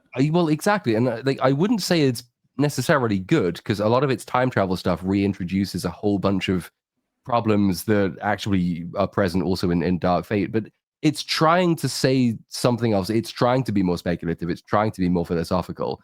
Unfortunately, a lot of it boils down to one man in a room speaking to his AI for interminable amounts of time and not really saying very much. But like that was trying to do what I think Terminator should try to do, which is exploring, again, the impacts of technology on humanity. What does it mean for humanity to have robots that can help you out? What does it mean if you subordinate parenting to robots? What all of these quite interesting, effectively timeless questions, because they are always true no matter what stage of technological development you're in. They went for that angle, and I think of any Terminator movie released in recent years, I'd rewatch that one first. For all I think it's pretty flawed, it's still kind of interesting, and it takes it in a new direction. But I doubt we're going to get that from James Cameron ever again. Well, what you're describing there sounds almost like a better version of Alien Earth, where they're actually exploring the concepts, you know? Sort of, yeah. So is that kind of what it was? Yeah. Yeah, because the premise is it's because it's based off out of a Japanese studio, and so there is a separate AI system which is unique to Japan, which preserves Japan against Skynet. But the man has to argue with this AI as to whether or not humanity in general is worth saving from Skynet, or whether Skynet should be allowed to do what it's doing because it's for the best in the future evolution of the globe. Essentially, is it going to protect Japan or not? Because everywhere else in the world canonically has to be fucked. And you get some interesting snippets of conversation. It's just that they drag them out for a really long time without drawing to a conclusion. So they get a little bit silly, and then time travel stuff. They try to have it so every time you go back in time, you create a brand new universe, but that creates all sorts of problems because that means that when the Terminator goes back after Kyle Reese in the first Terminator movie, he's not going after the same Kyle Reese because he's gone to a different universe and made a new universe. So there's loads of problems that movie introduces and then just does nothing with. But it is at least trying to be creative with the premise, and it tries to have something to say. Okay, a little bit of respect for that at least. In other news, James Gunn says the tone of Man of Tomorrow will be slightly tonally different than Superman. Superman is more comic booky in some ways than Man of Tomorrow. It has to do with the dual characters of Lex and Superman at the center. Oh God, what? But there were no tell me characters in the anything. Superman movie. It's funny. This movie, I was just burnt out with it before it even came out. And now this just discussion of the sequel, I'm already burnt out with this thing. I'm so done with this entire James Gunn universe. I agree. I think Lex Luthor was ruined beyond repair in the first movie. The amount of tech they gave him. Superman is a joke. He's a boy. We should have got an opportunity to see a proper Clark Kent and not just the fucking crying asshole we got the entire movie. And Corin Sweat is going to go down like Cavill, another wasted Superman. When he has the look and he seemed like he was a decent actor. And he seems like he's a nice enthusiastic dude.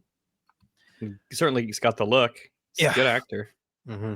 He could have done so much better. Hope the writing is. The sequel is when it's going to come crumbling down because it's propped up with smoke and mirrors about how it's just this movie was so great and it was such a huge success, and I think we're going to see it. I wonder if we'll even need to wait for the sequel for that to happen. I wouldn't be surprised if the first Superman movie is one of those where everyone says they love it when it comes out, and then 6 months later, everybody miraculously just agrees that it was always shit and nobody ever liked it, even though That's they the all pattern. I love those movies. Yeah.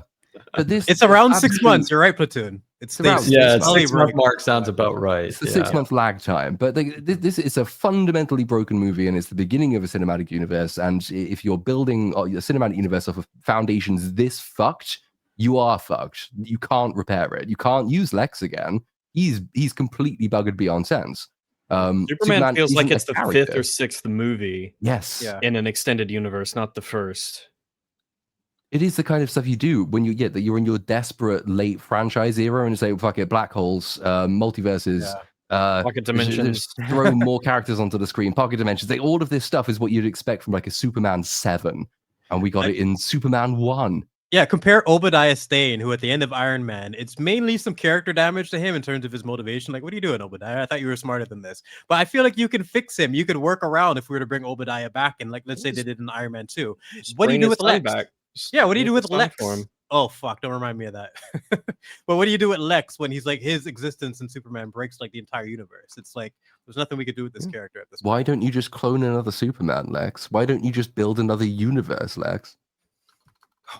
Man, that movie, the monkeys, just everything The about monkeys. it is just yeah. Yeah, talk Still about haven't just got going around too to releasing far. the video. The video, I think my video on it is hopefully coming out this weekend. My editor got so burned out on it that he quit, and then I got so burned out on it that I couldn't be bothered to continue. But it's Good clearly luck done. dealing with WB copyright. That's all I have to Yeah, say. I've not even tried that yet. That's going to be great fun. Yeah, just FYI, one of our peers funny. said that they did a video on Conjuring the Last Rites, which is a WB film, and some company from India is on behalf of WB manually checking people's videos and taking them down. So we get a copyright strike. Yay! Man, Indian stocks just keep going up. Stonks. So which video Stonks, is this dude. again, Cynic? For Conjuring the Last Rites, it was FCE. Oh yeah, Yeah, Film Comics good. Explained. Yeah, he messaged me on Twitter about copyright strike and whether to Wow. Yeah, start a strike. counter notification. Yeah. So no, not even a warning or for something like Nope, that. It's just going crazy. Bam. Yep. Strike. So I used some high seas footage in my Superman review, so I just took it down. I don't want to deal with it. Yeah. I feel like Just they might be FYI. easier with it once it's because now it's out on streaming. Like all very massively successful cinematic movies are, it was on streaming within a month. It might be easier just because it's more like legally available now. I don't know. We'll see. But okay, I've not had people manually combing my videos since the days of Rings of Power. I've always missed the attention. You're built in because your videos are so fucking long. No one wants to. They just let it go. Just Fuck let it. pass. Screw it, they say. In more DC news, Matt Reeves says the Batman 2 will take Batman's character in an unexpected direction. The things that this film does for his character, for Batman and Bruce, I think it has never been done before in this way. All right. Well, vague. I mean, I'm willing to hear him out because I, for the flaws that it did have, I did like the Batman. I thought there was some Me neat stuff in there. I like, Yeah. I like Robert Pattinson. I like a lot of the stuff that's going on there. It clearly has a good art style and direction, great music. I think who did it, Giacchino, or who did the music? Yeah, I can't pronounce. I think it was Giacchino. Yeah. Yeah. But yeah, really good stuff. Great theme, excellent theme. Really good visuals. A lot of stuff going on. I would like to see what happens. So we'll see. Hopefully it's good. It's one of the few films where everyone agrees what was good about it and what was bad about it. Yeah. Like in terms of the direction, the casting, the tone, the detective aspect. That first 10 minutes is a fucking banger.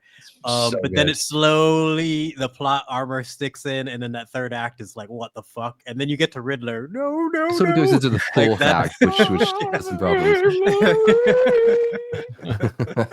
It's like two, yeah. When you think of the Batman, you think of two different films: the dark, gritty detective story at the end, and then just the what, like just the cartoonish direction. What it turns is toward going the on? end. What are we doing? Why? Why do we have a fourth act in this film? I just don't understand. But it does feel like it's way more profitable grounds for beginning a cinematic universe with the Batman than with Superman. And the Penguin's already proven that there's a lot about the stuff around this movie that is ripe for exploiting in a really good and interesting way. You can actually bring the Rogues Gallery to life.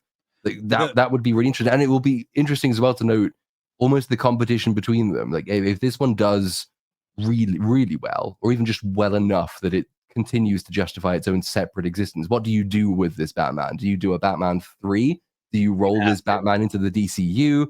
Or do you just defer to James Gunn and let him do whatever he wants to do with the Yeah, character? it shows how incredibly successful Superman was. That Batman 2 was announced shortly afterwards. Yep. And just in I terms love of a that this base, causes problems for him. like a platform to work from, having the Batman and having the Penguin, that's such a great place to be, because the Penguin made so many people appreciate the Batman more, go back and rewatch it. And the fact that you can watch the Penguin the entire series not thinking about Batman, and then have that cameo at the end where you see the bat signal, I'm like, that's fucking perfection. Yeah, that's neat. That's That is on neat. par. That's on par with Batman Begins, the ending with The like the Joker calling card, the card, joke. I'm like, yeah. how do you guys keep doing this? It's so good. Yeah, and there's Superman can't have that impact. There's just never been an iteration of Superman that is as appealing to a casual audience as Batman is. He's just a superior character, and I wish they would see that. I always wanted Marvel to buy Batman, and then we can just get rid of DC. I've been talking about this since I was a kid. Of like, fucking, just come over to this side so I can ignore DC fully. Because I like Batman as much as any Marvel character, but I don't like anyone else in DC. He's hard carrying all of DC for me, and he always has been. With no powers. He's propping up the entire franchise of DC. No powers at all. Just a But you know what they do if they did somehow, if Disney bought Warner and then got all the rights to DC, they just do Deadpool versus Wolverine versus Batman versus Superman versus Galactus versus Predator. Predator. Yeah, why not? Let's throw Predator in there. Fuck it, Platoon. Give me Batman versus Predator over like Prey or some of the other crap. They made some really good Batman versus Predator comic books. I am down for that matchup. I really like that matchup. Number 4 in particular, Brooks. I'll hook you up with some. No, good. Send it. I'm actually. Yeah, I find that very dynamic, very interesting in terms of the matchup. There's a lot you can write around that. You can only do it in comic books. I gotta say, but it is pretty cool. There was this monster series. It's had its ups and downs, but how's the second one? Not as good as the first one. Yeah, I really liked the first one. I was him for Halloween. I forget. Dahmer. Dahmer. I dressed as Dahmer for Halloween during a podcast. I just did his voice for the entirety of like 4 or 5 hours. I would have loved to see that shit. Yeah, like your impressions are spot on, man. And Dahmer was like, oh my god, the tension, like such an immersive experience. It's one of those shows if you just want to get locked in, and especially the based off a true story elements is really done well. Like my mom followed the entire case when it happened back in the day, and she told me how like accurate it was, which I appreciate. So, but the fact that they're continuing it, yeah, there's a lot of other stories you can come up with. Like Ed Gein is famous for sure. Yeah, absolutely. I just wanted to throw this in here because I did. Yeah, the monster series is up and down. The second one, it lost me. It was definitely not nearly as good as the Dahmer one, but the Ed Gein story, I'm certainly looking forward to. The trailer looks pretty creepy as well. But there's a lot of serial killers that are based off this dude too. I don't know if it was Buffalo Bill or Lecter. It was one of the two. It was Buffalo Bill and the Texas Chainsaw Massacre guy, Leatherface. Yeah, just based off Ed Gein. And none of those guys even touch how fucked up this guy was in real life either. Yeah, this guy was an absolute maniac. Mm-hmm. Yeah, and the trailer really starts to paint the portrait of it. So, and more horror news. This was I'm a Mia Goth fan, and this is the first look of her in Guillermo del Toro's Frankenstein. I didn't even know he's doing one. That's pretty awesome. Yeah, it looks it's definitely something I'm looking forward to. You know, has he done? The last thing he did was Pinocchio.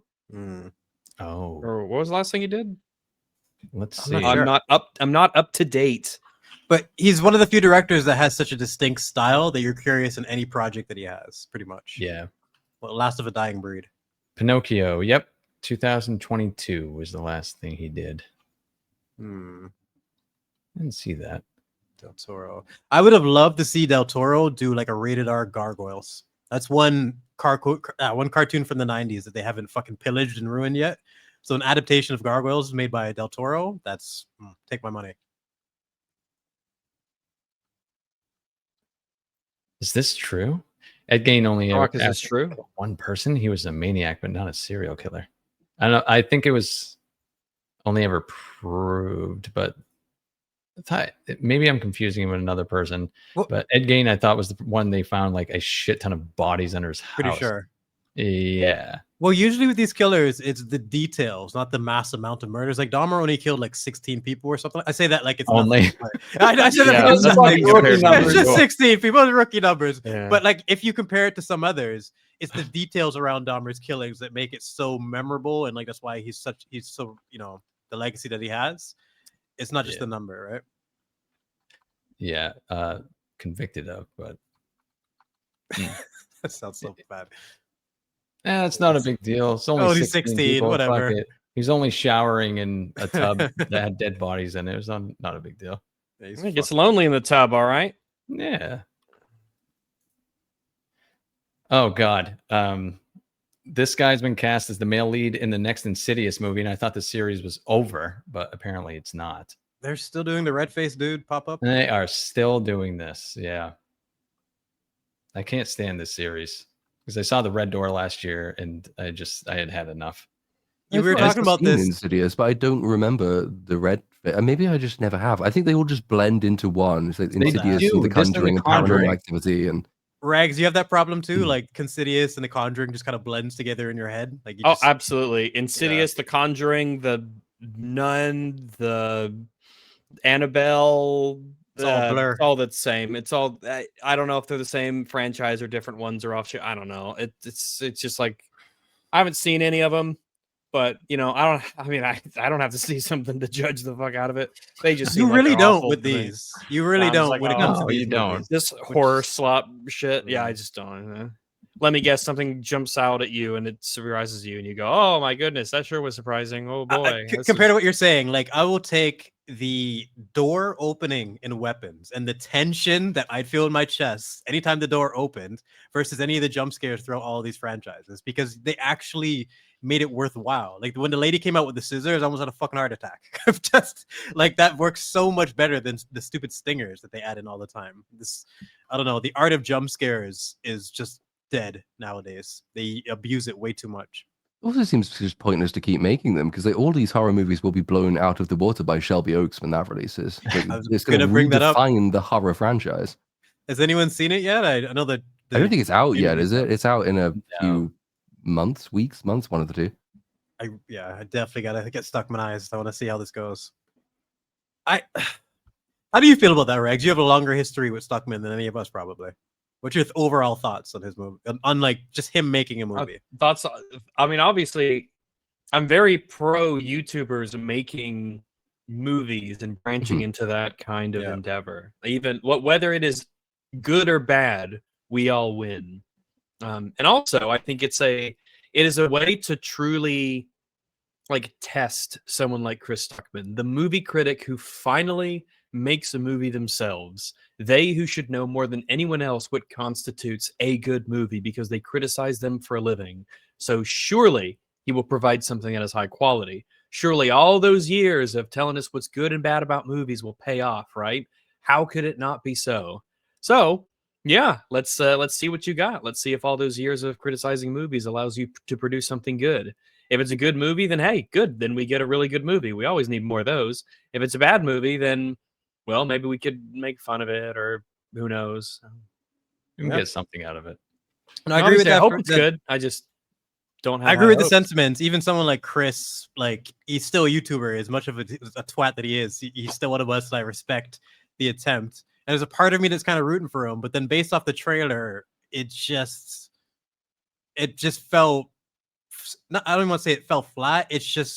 It's so typical, and so it just felt like a dude who's a fan of horror and showing different aspects of horror that he likes. It was a bunch of horror type shots that you've seen before. And I think did IGN review it and give it a 6 already? I think they did. I think it's an IGN 6, and they said like there's some interesting stuff in the setup, but then after about the halfway point, it becomes like this man has seen a lot of horror movies, and so setups are easy. Anyone can make setups. Setups are cheap. They're worthless. It's the following through that everyone seems to have a problem with.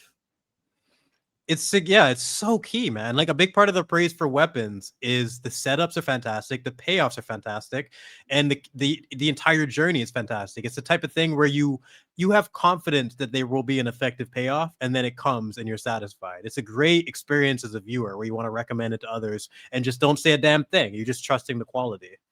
Yeah, just very rarely that pops up. And from what I saw of Chris Stuckman's, it's just like, for example, the Weapons trailer. How many people wanted to see it? I'm like, what are these kids running through the street for it? What's the Naruto run? What's going on here? It was super intriguing, right? Chris was the opposite of that. Like, I've seen all this before. It's just, but I don't know. Hopefully he can pull something off. It will all be Stuckman eyes by October. Yeah. You think Stuckman will review his own film? Well, he only reviews movies that are good, right? So if he doesn't review his film, we'll and know. calling them a review is a stretch. But like he might tell us that it was a movie directed by Chris Stuckman that featured this actor. That's his only trick, man. Just the Wikipedia summary. But it would be interesting if he had the balls to like look at it objectively. But if he can't do that with other films, why would he do that with his own, right? Yeah. But I'm with Raxa. Like, I'd almost like it to be good, just because it is an unorthodox creative process. It's a guy who's kind of self-made, right? He got popular on YouTube, made it himself. Whether he says anything useful is, of course, a different question. Has been given a chance, has been backed by a studio. If it turns out to be good, great. That might open the door for a load more people to do maybe even better movies, or at least it's a new voice in cinema, a new voice in horror. That would be nice. And I would be happy for him if it succeeds, because he's putting himself out there, and that's it's a challenge. You can open yourself up to a lot of criticism, and it's not always easy to take. Yeah, it's a brave thing to do. It is definitely not the safe thing, and No. I guess it's doubly weird because Chris Stuckman is like an insane coward when it comes to the stuff he makes on YouTube in terms of what he is willing to criticize or praise and everything. He's a massive, gigantic pussy. However, that just makes it doubly strange that he's willing to put his stuff out there like this when he was actually able to make a movie. Oh, interesting. We just got called out for apparently I didn't know this, but box office equals quality. Oh, okay. I mean, news. fair enough. Oh, fair enough. Yeah. Well, now we know. So Transformers, yeah. the GOAT. Transformers is the fucking greatest film of all. That's right. time. Avatar is incredible. Twilight franchise is incredible. Bangers. Endgame's the best MCU movie. Like, fuck Fringy. What's he talking about? Deadpool and Wolverine, excellent movie. Come on, dude. We all know that this isn't true. It's just a million ways to counter it. I imagine the grifters will try and lie about the sequel's success too. Well, we Literally weren't lying the about the first Sonic, movie's like- success because it Are didn't they have calling us any. So grifters? I think so. Imagine the grifters will try and lie about the sequel success to LMFAO. You talk about the sequel to what? Superman. Sequel to what? Superman. I imagine the grifters will try and lie about the sequel success. I don't know why. So first off, TOO implies that Superman was quite a success, which it was not financially. It did okay, but it was definitely not the financial Mega hit that they success. wanted it to be. This is, and look, I have no like real emotional investment in anything. I have no reason to lie or say anything one way or the other, but it is obvious that this film did not make the money that we wanted it, or that they wanted it to. It didn't even I make the think money that its Supergirl fans said it will was bomb. going to make. Yeah. People were confident Their that it estimates would make kept $1 going billion. down. And then down and down. And the time it took me to make the video, the estimates dropped by half. Exactly. Which isn't a very, very good sign. And I think we all said when we covered it on EFAP, like we all kind of wanted this one to be good. Of course, I am so eager. Like, that's the thing. It is very, very rare that I want a movie to do bad or fail, and it's going to almost always be for meta reasons. Even the most, ill-advised plot line or continuation of a story, if it's going to exist, I want it to be good. I want more good stuff. So, Also, Superman could be a really good and hopeful story, which we could kind of need. If you look at Superman 78, which, if you want, by the way, if you want a metric for what a successful Superman movie is, adjusted for inflation, that one did about $1.8 billion. So that's what a successful Superman movie is. But in the context of its time, everyone was quite depressed in 1978. There's lots of violence around. The country was in a mess, and international politics was a mess. And Superman came along, and it was uplifting, and it was really hopeful. And I kind of think we could do with another movie like that. Movies can improve the national mood, and Superman is a good candidate character to do that with. So I would have very much liked to see that happen in the way that Avengers did in 2008 as well. We didn't get that because the movie's a laughable mess.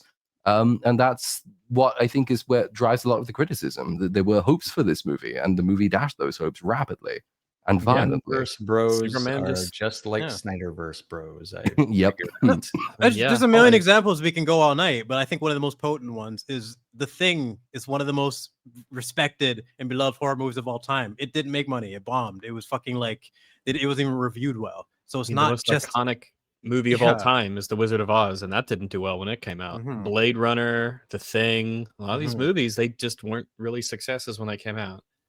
And I have no dog in this fight. As I've said, I want the movie to be good. I want movies to be good. I want there to be more good stuff. I mean, we've been suffering through the MCU for years and years now. So obviously, I want the DCU to come out and be good and great. And there's still a chance that some of that stuff will be good. It's just that Superman was a bad movie. And it didn't make as much as they obviously wanted it to make. yeah. Better I'd luck almost next time. expect Supergirl to be technically a better movie and to perform significantly worse because I there's would not momentum from this agree. movie. I think it will be a better movie.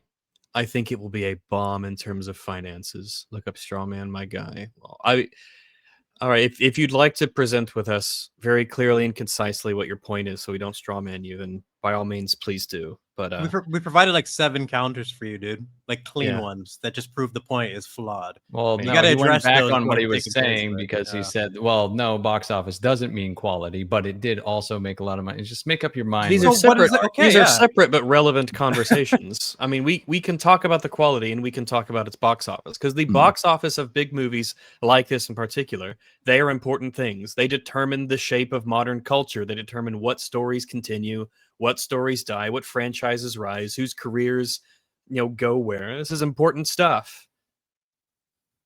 Yeah. It's very I simple. tremendously regret the tremendous box office success of the Avatar movies because lots of very talented Oh. visual effects people will be wasting their time making those movies forever because they somehow do loads and loads and loads of cash. I brought this up Um, for you, Platoon. Oh, thank you so much. Yes. Fire. And there's a reason why people are annoyed with Romulus and Alien Earth being reviewed well and actually making profits because now we're going to get more garbage. Wait, there No? are wind traders? I thought we were memeing about them going to the wind and the sky. We are doing the actual Last Airbender shit. We've Really? actually skipped. Yeah, we've got wind traders now as well. So we've had the jungle, grassy earth ones. We've had the water ones. This one obviously showed us that we had the fire ones, and now it turns out there are wind traders. So there are sky smurfs as well. We've got who's left? We got all the elements. Do we have Earth ones? Do we have the ones who That's live in the first caves? movie. They live in the trees and the forest. Yeah.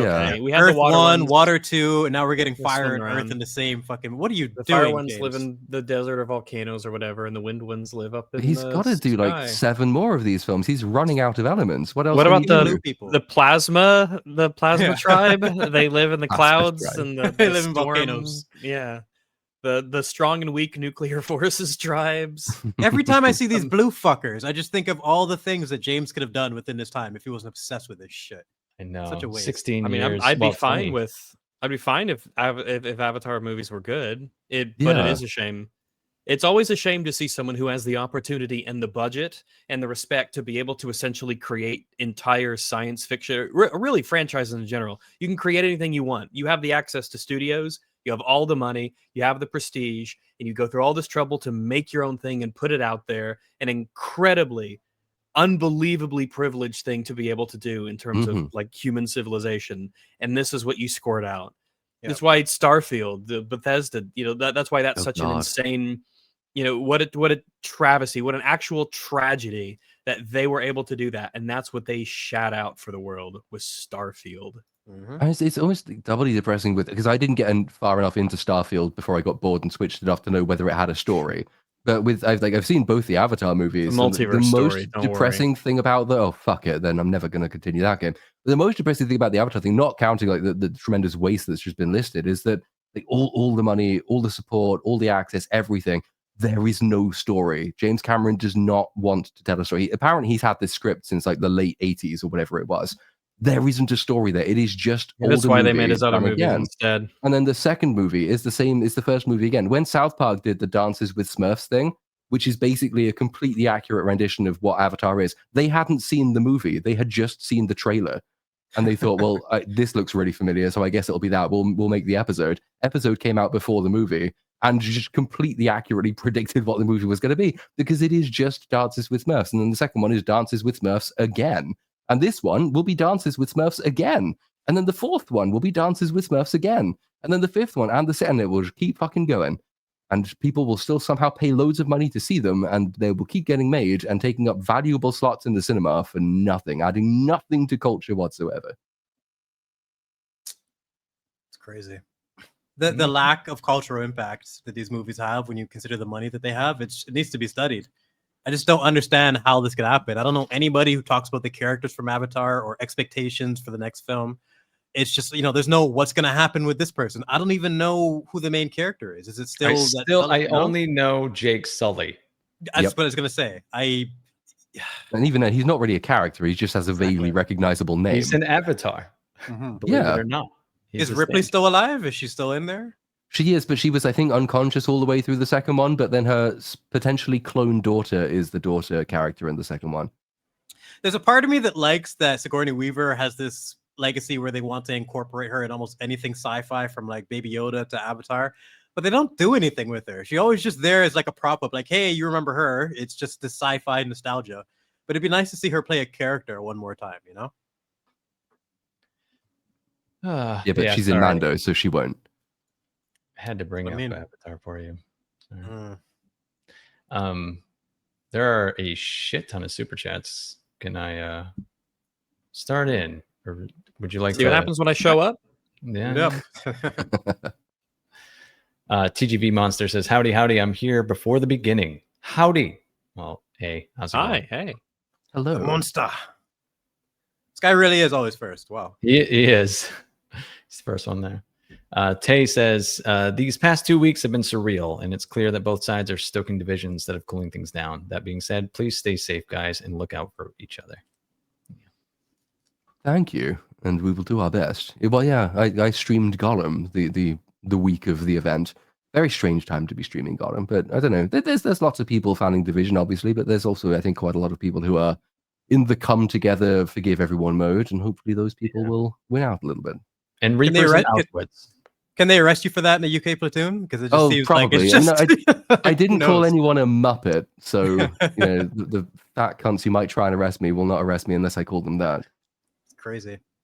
TGB Monster says the real reason Kimmel should be fired is he's not funny and a total hack. His show is getting lower ratings than season 3 of Batwoman. Let that sink in. Holy shit, if that's true. Woo!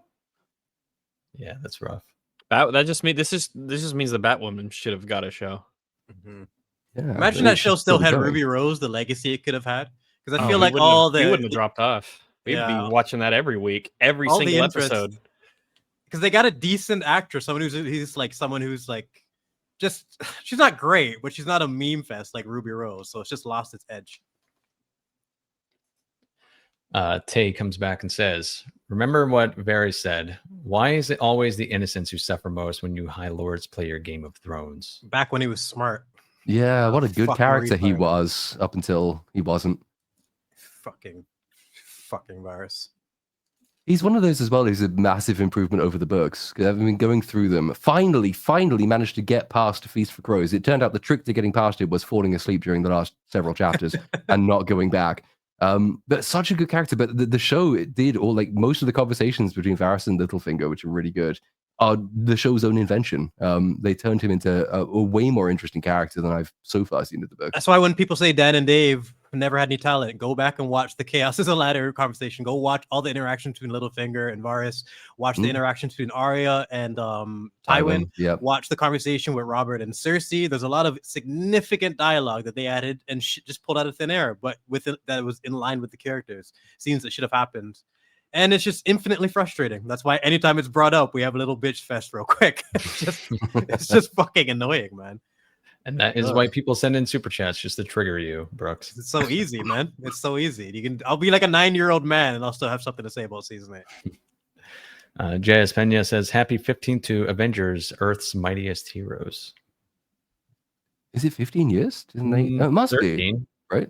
13 years. Yeah. 2008, 18, 28. Well, yeah. 2008 was Earth. Well, what is Avengers Earth's Mightiest Heroes? I just assumed it was the Avengers, but I could be wrong. No, the Avengers came out in 2012. So it's 13 years Did ago. it? Oh, Yeah. oh no, Iron Man was 2008. What the fuck am I? This is the 2008 's Iron flu. Man. Blame the flu. If I get anything wrong, it's because I'm dying. Yeah, I think Dark that's Knight the and Iron Man previous came out both 2008, right? Yeah. And Yeah, Batman yeah, Begins yeah. 2005. Yeah. But that might have been the cartoon Earth's Mightiest Heroes. I'm not sure. Oh, apparently it is, according to chat. Yes. Cool. Chat got it. All right. TGV Monster also gifted one little Platoon membership Thank you and welcome. to whoever you may be. He comes back and says, "Hi, Rags, forever and ever and ever." Hello. Hi. Good to see you. Hello. TGV Monster comes back again and says, "Thank you, everyone who checked out my comic series, Living Dead Hunters. It hit over 700 views. Issue 10 will be coming soon. Thank you." Congratulations. Yeah, congrats, man.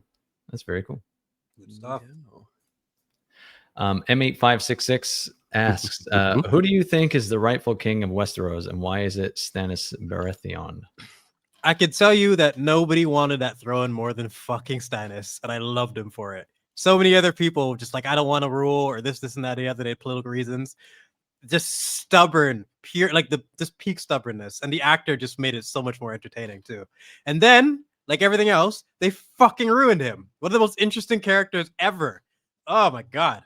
Yeah, I could fucking bitch about Stannis for like an hour. So Platoon, you can just do your two cents.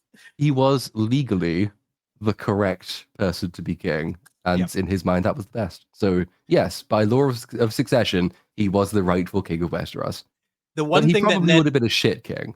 Yeah, he would have been terrible. The one thing that Ned, which is the main character of season 1, did correct before dying was send the note to Stannis and tell him the truth of what's going on, that Joffrey was born of incest and he's no true king, meaning you rightfully should be king after Robert passes. Finding out that your older brother is passed and they're trying to make a bastard the king instead, I would fucking raise an army as well. So he's like just stubbornness and the entitledness. thing he did infused wrong into is a that he character. only sent the note to Stannis, and Stannis Yes. obviously had a vested interest in saying it. So Ned was Yes. standing on principle too much. What a Fucking well-written thing honorable that Ned. used to be. On business, it sounds. Honorable Ned. Sty Games asks, how does it feel to finally have locked balls? Oh, it felt so good. Yeah, Oh, finally man. locked my balls and got him. Got through it. Actually, got through the last couple of chapters surprisingly quickly. What a terrific game that was that I somehow still had to spend £40 on with emotes and everything, which I never used. Damn. That Full sucks. price. Well, it was worth every penny. Oh, definitely. I almost will never see tried its to like find. again. I had to find the address for the studio so I could just like mail him more money. I just felt like I needed to give him Congratulations. more. Former employees of the now closed Daedalic Studios, you did not deserve to have your jobs taken away from you by people who cruelly shat on your amazing game. Hemorrhoid Hurts asks, no Vex, I had a bath and washed my hair for fuck's sake. She will not be back next week either. She's busy. Is she at Auschwitz too? I don't think she's there. But, This is just where we send our co-hosts when we don't like them. We just send them to Yes. Auschwitz. She'll be back in the first week of October, though. If she survives. Yeah, we're dropping like flies around here. It's just awful. I need to find more co-hosts. Paul Connolly says, "Hail BSUP. 10 years ago, I would have been excited to see Aman, the bounty. I don't know. Whatever. The bounty hunter in a Star Wars project. Really showing what a nerd I am. Now I'm actively rooting for the project he's in to fail." Weren't we Who's the all Manaman? interested in seeing Boba Fett? Amanaman is apparently he's a Star Wars character. He's a male Amani headhunter from the planet Meridun who worked as a bounty hunter for the Hutt crime lord Jabba Desilijik Tior. Are you The looking fuck? this up or making this up? Because it could be either one when it comes to Star Wars. I have absolutely no idea. This is actually real. I And even have they were so stuck for names that they just called him a man twice. a man, even though it does not look like a man at all. But yeah, there's the Wikipedia of him. Yeah. Well, I just think they've completely tapped out the idea of interesting bounty hunters in Star Wars. They had Mando, they had Boba Fett, they had the Whoa. Asian chick in Boba Fett, they had what's her face, Bo-Katan, they've all been shit. We had all the Mandalorians, and they were all shit. It's just they can't do bounty hunters in space. The fuck is at this this creature? What is Yeah, I'm gonna this? put it on screen. Hang on. Wow, this Yeah, pull it up. incredible racism is unbelievable. I Let's didn't see say it was bad. you, I just you said probably want to what send is a he? Monoman to Auschwitz. I mean, well, maybe. What the fuck is that? What is that? Guys, we are What the hell? live on It stream. looks like those Jesus inflatable Christ. dolls that'll flop back and forth at the gas stations and shit. You know, like what Looks is like that? a courgette has come to life. Huh. He does look a little well, I mean, What is he even- looks like if you took a zucchini and you cut it lengthwise and stood it up. It's a retarded Yeah, I could- salamander. Like, drew I don't a know what silly the fuck face on that it. is. Then you put two little red dots on the top, and he had an attitude. Paul Connolly says Amanaman was the cobra-headed guy in the Mando trailer, by the way. Oh, Was he? oh, there you go. Forgot that was That's one for the fans. You're asking me to remember something from That the was 6 Mandalorian months ago trailer. already. Seriously, like the trailer. I don't even. That Of was- all the trailers we've watched on BSUP, I don't think we've glossed over one as quickly. We didn't fucking have anything to say about that. I don't even remember it. It's just more Mando and Grogu bullshit. It's just, is there anything, any takeaway, or any potential left for those two at all? No, No. but they'll milk it for all it's worth. Hmm. Sure will. Land Far Away asks in 2 supers, is there value in film literary criticism based primarily on interpretation? I know critics who read meanings into movies and then judge them based on whether they agree with the messages they themselves ascribe to the movie. Examples from reviews would be Predator is a satire of 80s macho movies. It ridicules their tropes, hence it's good. Number 2 would be Age of Ultron claims that a woman's value depends on whether she can bear children, hence the movie is bad. No, no, it doesn't. Fucking, Damn, I didn't know Sargon of Akkad was doing movie Jesus. reviews. But that I, Black Widow line gets misinterpreted so much. It's fucking retarded. That's not what she was saying. Yeah. there's a lot of great value that could come from film analysis that is based off of interpretation, because ultimately that's the vast majority of what film criticism is. We are interpreting what we see. It's just that some interpretations have basically an undeniable level of support in terms of what you can point to as supporting material, and some are a bit more, I guess, up for debate. And those aren't necessarily bad, as long as you have good references to things and you can be insightful and interesting. I think that there's a lot of value that can come from that. Yeah. I think that we have a lot to gain from having a wide variety of different ways to look at art. And so, yeah, I would be super keen, as long as your reasoning's good. Yeah. Then yeah, That's absolutely. the key. And Because first sometimes the step is references as well, making sure that what you're interpreting is actually in the film. That's always a good starting point from pretty much what I was gonna interpretation. Not getting confused between ridiculing and subverting in the Predator example, given that the Predator's point is to sort of subvert those tropes, setting them up as action movie stars in order to big up its villain to, make it very clear how lethal the Predator itself is, because these are 80s action hero stars who are then beaten and bested quite easily by this monstrous threat. That's not ridiculing so much as it is subverting with a narrative purpose. But yeah, I completely agree. Like, interpretation is almost, you can't do without it in film criticism. And How as can long you as you're- not interpret things? Well, it's kind of by definition is what film criticism is, unless you're simply describing, and even then, if you're simply describing what happens in the movie, if there's anything at all subjective about what you're interpreting, you are interpreting by definition. Yeah. But the references have to be there to support Yeah. your interpretation. And the problem for a lot of people is they will have a crazy interpretation based on absolutely nothing. And they just do all the writing for themselves. And it's a bit frustrating to see. That's why it's really important to have discussion on media so you can separate that for people who don't really have the ability to see it themselves. A lot of people just watch movies and they gloss over a lot of the details. So discussion is really, really important. And comparing interpretations is where you get a lot of the information. Bonesaw is ready, agrees with me, and was complete trash. If you want to see a sports suspense movie, The Cut with Orlando Bloom was decent this year. I don't know what the last sports movie I saw was. It might be geez, yeah, I don't even know. Well, don't see him. Basketball one. I won't see him. Please don't. I will not see him. Type Zero says Trump friends passing. I think very good. And by the way, right there, you see all the trucks. They've just started construction of the new ballroom for the White House. This got Kimmel fired. Hurt Trump's feelings. I don't think that is one Trump's, book. Trump's a wacky guy. Trump's a wacky guy. All right. He's a guy. He is boy. What a What a guy. Yeah. What a goofy guy. I'm a very strong person on free speech. But yeah, okay then. So you're not. Fair enough. I mean, I'd say I'm pretty. I'd say it almost maybe an extremist, not an absolutist, but certainly an extremist when it comes to free speech. That's certainly the way that I lean. Yes. But there's maybe some things that there should be certainly a lot of societal pushback for, obviously, but I'm pretty lax, more than many are.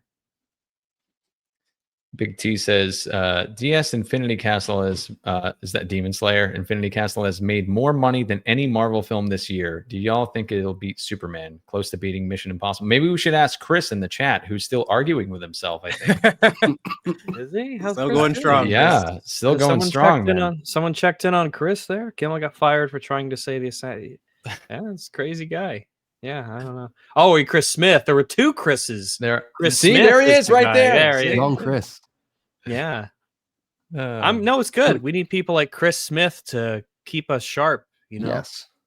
Well, it's a reminder of why these details are important. Like just the discussion about interpretation. Like anyone who thinks that film quality is based off the box office, like, come on, that's something that needs to be stomped out immediately. But on that last super chat, beating Mission Impossible is not an achievement. So maybe beating Superman is a bit more of an achievement, but it's not a significantly bigger achievement. But it probably does say something that it's earned more than any Marvel movie this year. Daily Dose sends in a quote from him. And yes, if your interpretation of themes, well, they certainly don't need to go too far if you do happen to watch this movie, because they are right here. Right fucking here. Daily Dose says, as a black quarterback, I had to be great to be considered good. Imagine what I had to do to be the GOAT. Said by an 8-time back-to-back champion in modern. Yeah, because America, we sure hate our black athletes. Yeah, we okay. All right. Yeah. Oh boy. Yeah, the best quarterbacks in the NFL right now aren't black or anything, and the league isn't 60% black or anything. And there's no self-awareness when it comes to these discussions. It's crazy. This is the the NBA and the NFL are two of the worst examples if you want to talk about racism. Where it's just, what are you talking about? The numbers just don't add up, dude. Yeah, that's why it helps the movie suck, but there are a lot of reasons why the movie sucks. I also don't think they realize how off-putting it is as well, because we had that problem in this country when the Black Lives Matter thing was happening, and the Premier League decided that it was going to take the knee before every match, and Sky Sports was going to stick the Black Lives Matter banner over it. And it's like, so we're predominantly not very affluent, quite often working class English football fans are watching multi-millionaire black athletes lecture them about the cruelties of injustice. It's like, well, I don't think you realize how many people you're going to piss off with this, but quite a lot of people were pissed off with it because these are some of the richest, most privileged people in the world, and sport is one of the best ways to get ahead if you come from any minority community. Like, it rewards talent above everything else. It's an 100%. Ultimate meritocracy. Mic drop, bitch. Again, my Cha says, last week the game Femboy Fuda House dropped on Steam. Well, Platoon, when is your review Let's Play coming out? Just be careful not to be arrested in the UK. Somehow this doesn't sound like the kind of thing I'm going to be playing, but I'm willing to stick it on my list. Yeah, what's your Femboy Fuda House? Well, those are definitely in direct, opposition. Maybe it's a fusion. I guess you could genre. I guess you could have a Femboy Fuda. The problem with Fuda is that they're often hyper proportioned, so it just kind of really ruins it. The magic's gone. I guess you could have a femboy who is a Fuda, but that's just a I guess you're basically just putting breasts on a femboy thing. Then it makes me more interested to check it out. How are you doing these two very, very distinctive things? Here, let's go to the store and I'm gonna go straight from Kingdom Come Deliverance 2 to Femboy Fuda House. It's very positive. 87. Oh. Well. Now Steam is going to be like, well, because you searched for this, these are other games that you might enjoy. 87% of the over 1,000 user reviews are positive. Lucy's asking, do you want to see what's under this dress? That's interesting. These are very this is some very compelling artwork. They seem enthusiastic. There's some puzzles in here. It's a puzzle game too. There's a calendar, or I guess you get to plan out your day. You get to meet all the femboys and fudas or femboy fudas. Well, more power to him, I say. Paul Connolly says, when Avengers Doomsday comes out, in the spirit of having an ensemble cast, will that BSUP episode have the biggest panel you've ever had? I understand if you can't do that, but it would be epic. We probably should, shouldn't we? But we could just get a load of empty StreamYard chairs. profiles. Yeah, just chairs. Just a bunch of chairs. If no one shows up, just slap out the chairs. Yep. I'd be up for that. Last year's panel our end of year shows are normally like a fucking massive panel of people. So I don't know if it can beat that, but yes, we can. In the spirit of Doomsday, we should just invite literally everyone of any YouTube channel size. In fact, anyone you've ever interacted with on Twitter. In fact, we could just stick the link out on Twitter and say, hey, just turn up. I'm going to get Chris Smith on here. Mm-hmm. Chris, you watching? No, you're watching. Discussed. James Bursey says, Rags, have you and Platoon discussed the rules of engagement for determining who will be the EFAP Apex homosexual? Bare knuckle boxing over it. That's what I want to say. We're forming an alliance. All right, we can't have. We have to stand strong with each other. The man who stands the gayest is the standalone something. So no worries there. Especially because we have to balance out because as you know, Fringy exudes sexual energy constantly. So we have to try and balance that out a bit so that things don't get out of control. It's a power sharing agreement, is what it is. And as Tywin Lannister almost said, anyone who must say I am the apex homosexual is not a true. It's not the apex homosexual, right? Sure, it's Platoon wears the pants in our relationship because I don't wear clothes, so it keeps things easy. Haikira says, my cousin loves Loki. He said only stupid people don't like it. Captain Black New World, Velma, Rings of Power, and Shang-Chi. He hates No Way Home, called it a cheap cash grab, and Civil War and K-pop Demon Hunters. What the fuck? Disney I don't believe you. No. That is wild. I don't believe you. He sounds like the kind of person that if he didn't exist, you just invented him. I don't believe he exists. Yeah, this can't be You're real. lying. You don't have wrong. Yeah, you don't. Cousins aren't real. You love Loki and you hate Civil War. That's a quick way to lose all credibility. You love Velma, but you hate Civil War. It's like, okay, you went too far. You've gone too far, right? That's where the fib really starts to fall apart. Because I can believe people like Loki. I can believe that. I've seen them out in the wild. They're amongst us. They're on the streets. They have the same voting power that I do, and I just have to deal with it. But liking Velma, no, I don't remember anyone defending that show. They made it 2 episodes through that. That was actually like awful TV. It's not even worth it for content. It's just gross. Yeah, we only watched an episode. I think we watched 2. I think we watched the first 2 episodes for like an EFAP thing because people really wanted us to do it. But no more. We called it. We called it there. Mission accomplished. I'm the only one on the panel that reviewed all of season 2 then? All of season 2? I did all of season 2. Yeah. Yeah, no shit. And there were a couple comments saying like, you're, an asshole because the show is fantastic. I thought they were just trolling though. Well, you're getting that winnowed it out by that point. Like all the people who would have shit on it have got bored of it. And so the only people left to comment on it are like the 3 mentally fucked people who actually genuinely enjoyed it. Yeah. And the one mentally fucked guy who didn't enjoy it and watched it anyway, I guess. Yeah, pretty much.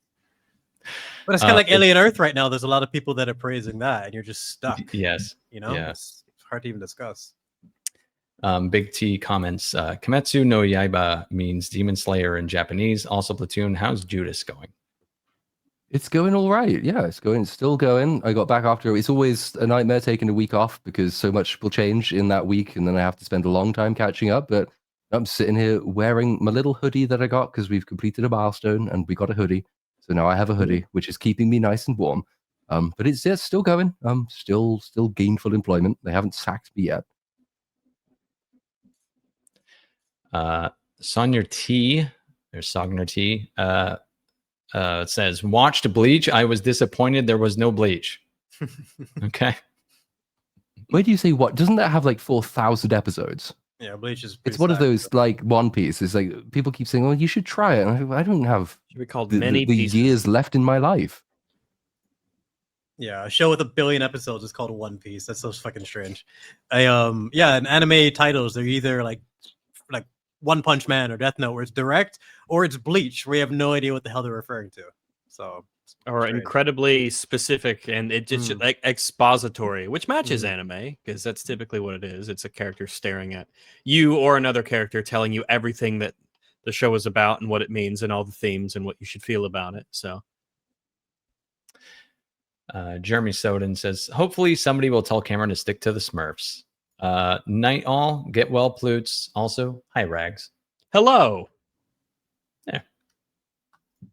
I don't want him to stick to the Smurfs though. I just want him to go away. Yeah.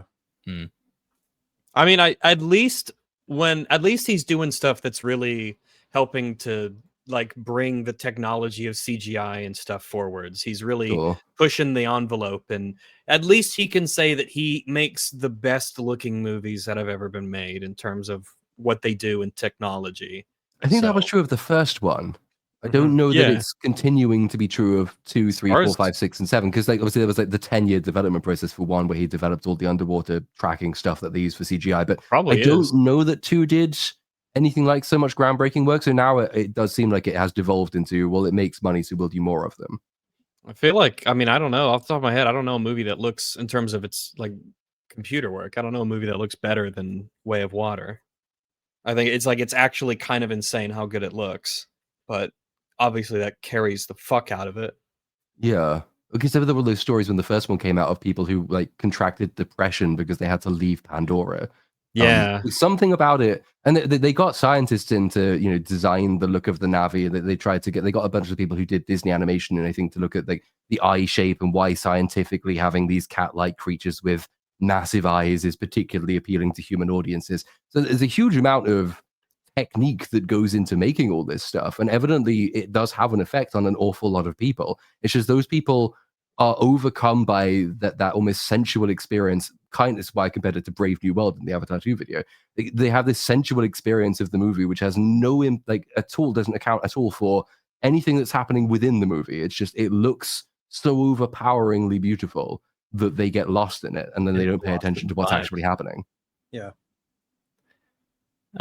About James Cameron, Lance says, James Cameron has always just been a ripoff artist. Terminator a ripoff on Outer Limits episode, Aliens a ripoff of the film Them, Titanic of A Night to Remember, and Avatar of so many cliches.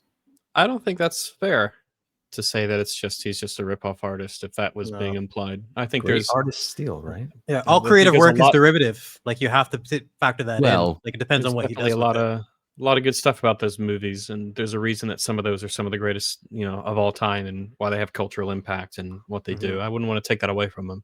It's the difference. It's the invention, innovation, derivation thing. Yeah. Like, most creators who are really good go through their best period and they're incredibly innovative, because inventive things don't tend to be very attractive to people because they're so new and they tend to push too many boundaries, but they will set the groundwork for something that follows. Then the mass popular appeal stuff, which leaves a lasting mark, is supremely innovative, like Star Wars taking so many disparate inspirations and combining them into one innovative whole. But then by sort of late stage career, bands do this as well in music. It becomes derivative in the sense that it is just taking one source material and repurposing or repainting it. And I think like Avatar is, notwithstanding the technical achievements in the first one, Avatar is supremely derivative. I would say Aliens is innovative, and that's why it's so popular. JB, a channel called Overly Sarcastic Productions has an hour-long podcast calling this Superman the best Superman film. They especially loved Lex. What kind of praises of the film have you guys seen? Oh, everything. Everything under This the music selection is so good. Oh, it's so happy. The tone is so great. Oh, it's so hopeful and inspiring. I love this. It's everything. I've heard all the praise for it. It's getting very unfairly praised. I don't think that it's due the praise that it's getting. But The love for Crypto the dog is gross. I've said this for so yeah, many that times dog's an now. asshole. He Fuck that sucks, dog. man. I've said it. Like you can go through all the dogs in media history, and they're usually really interesting and endearing. From like I always mention Milo from The Mask and the dog from I Am Legend, freaking Ghost. Like any doggo in any movie is gonna be more interesting than that asshole Crypto, who's just there to fucking fix the plot and just way too overpowered, overstayed its welcome.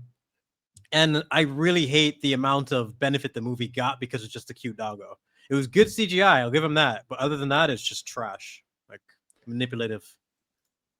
Every Probably time some I click more. on a fucking super chat, another one pops up. If another super chat pops up, I'm going to kill myself. Just so No, you won't.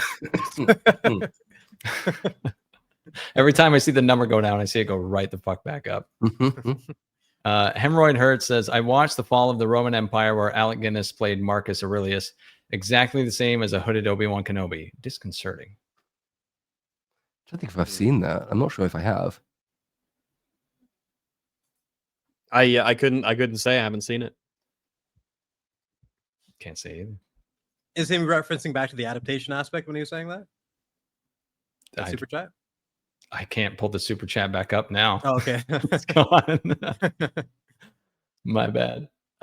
Fresh RC though says, have you guys watched Full Metal Alchemist Brotherhood? It's an anime about two brothers trying to get their bodies back, and the show tackles topics such as philosophy, science, religion, and politics. It's good stuff. It's one of the good old ones. It's Full Metal Alchemist. It's good stuff. I've only heard good things about it. But it's a show that actually utilizes its premise in like an effective way. Yeah, it's neat. It's good stuff. Mr. Talk About It says, saw Cabin in the Woods. It was good rat. Well, I don't think I've seen Cabin in the Woods. Don't know. It is it's neat. Satire. It's neat. Yeah. It's I would recommend it. Not a big fan of it, but it's something you should check out just for reference in terms of like a horror satire. But it's just doing like a bunch of like parodies of all sorts of different type of horror movies. But if you go into it looking for that, then maybe you enjoy it more. I thought it was actually going to be a horror movie, so I was kind of thrown off. So it just depends what mode you're in. Hostman's Lounge. Kimmel was suspended for lying about Kirk's shooters' motivations and refusing to clarify or fact check himself afterwards. That's what I heard, and the promise to double down on it afterwards as well. I think. Yeah, that was I the heard reason. about the doubling down situation. The biggest controversy was the fact that the information was out there when he said that. So it just seemed like he was being blatantly ignorant, or he's just straight up lying. He should know better in his position. Yep. But he's not a journalist either. He's just a shitty C-rate comedian. He should be allowed to say his stupid things if he wants to.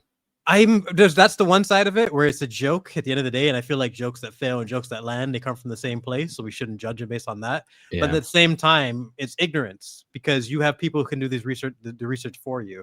You should be someone in his position should know better. Yeah, So that's why it kinda seemed more iffy. like a blatant lie, because it's just like, come on, dude. Let's just read any fucking article right now. Colhauser says Steve Nash won the NBA MVP 2 years in a row, and he's white. The black media was pissed. Hi, Rags. Yeah, look at Jokic right now. That's going on as well. He was absolutely snubbed, and yeah, I mean, for whatever reason, in black-dominated sports, whenever white guys win anything, when it's like in the NBA in particular, it's there's usually like a racial aspect behind it, and I just don't understand. It's not even just white guys. Do you remember Jeremy Lin? He had his little freak? Yeah, Linsanity. So if you're not black in the NBA and you have a moment, there's something is gonna fucking come back around to bite you in the ass. Yeah, it's so crazy. It's so fucked up. It's always racism in reverse, or whichever one they want to do. Yeah, you can't escape it. Nope. Bonesaw is ready, says, if Platoon is the apex and Rags the beta, does that mean Platoon collects peanut butter the way Diddy collected baby oil? I dislike definitely peanut not butter, a beta. But no. You do? No, I don't like peanut butter. What's wrong with your palate? Like peanuts. I Well, have any peanuts nuts, all the time. No, none. Walnuts. No, peanuts. never liked them. Never You don't liked like them. almonds? Cashews, almonds. No, none of them. It's just taste and do you texture. like? Just not a fan. Not much, to be honest. I'm English. Beans so and toast. Beans and toast. That's what I was going to say. And wine. But I am not beta at all. I'm a sassy power bottom. All right. Big T says, which would you rather watch from start to where it's at now? One Piece or The Simpsons? The Simpsons. Yeah. Does One Piece fall off as hard as The Simpsons does, though? Because I hear that late Simpsons is quite bad. Probably. That's what I hear. But even that, even with that in mind, taking it. Sinami. I'll get back to you too, Sinami. I know you DM'd me. I'll respond, I swear. Visuals carry Avatar the way dialogue carries The Long Walk. This one interesting thing and damn near nothing else. I could see that with Avatar. I mean, I'd sit there wondering, why are the fucking islands floating? Why does nothing in the movie make any sense? I know it looks pretty, but why is the story and the dialogue so shit? But no, it doesn't matter because the visuals are incredible. User 5573. Hello, panel. Nice to see you making a BSUP appearance too, Rags. Give me some hope that Platoon won't disown me for being a furry. Well, Platoon is still in the selection stage of choosing his fursona, so he'll get back to us on what he decides on. It's only a matter of time, I've got it to a long list at the moment, but it's really long. I need to do a you don't short want to rush into an important life-altering decision like that. Yeah. list. Rasilian says, has anyone here seen Neon Genesis Evangelion? And if so, any thoughts? 26 episodes and feature movie is quite a bit more approachable than, say, One Piece. I did, I know, and I all the way haven't seen through, and a long time ago, so I don't remember enough to say what I thought of it. I'd have to rewatch it. I think there's some really, I think, quite interesting stuff in there. But it does sort of have like the typical anime stereotypical overreaction stuff, which is irritating.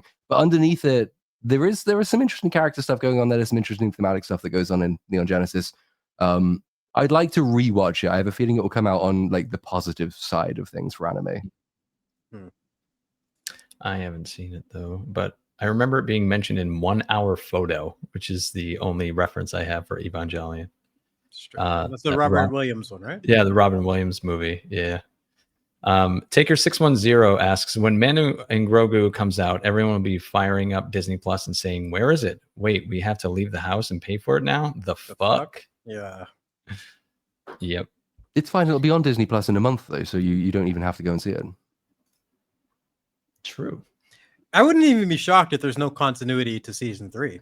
They just reset everything. That's what they've done with this character pretty much every season almost. The only real continuity we got with Mando was from season 1 to season 2. Everything since that's just a coin flip. That does do it for all the super chats. So that'll do it for the episode, everybody. Whoa. Yeah. But as always, there's going to be an After Dark. Or not as always, because actually it's been about 50-50. I take that back. Yeah, always my ass. I'm always my ass too. But let's go around and just see what everyone's up to. Mr. Brooks, what are you doing next besides being on After Dark?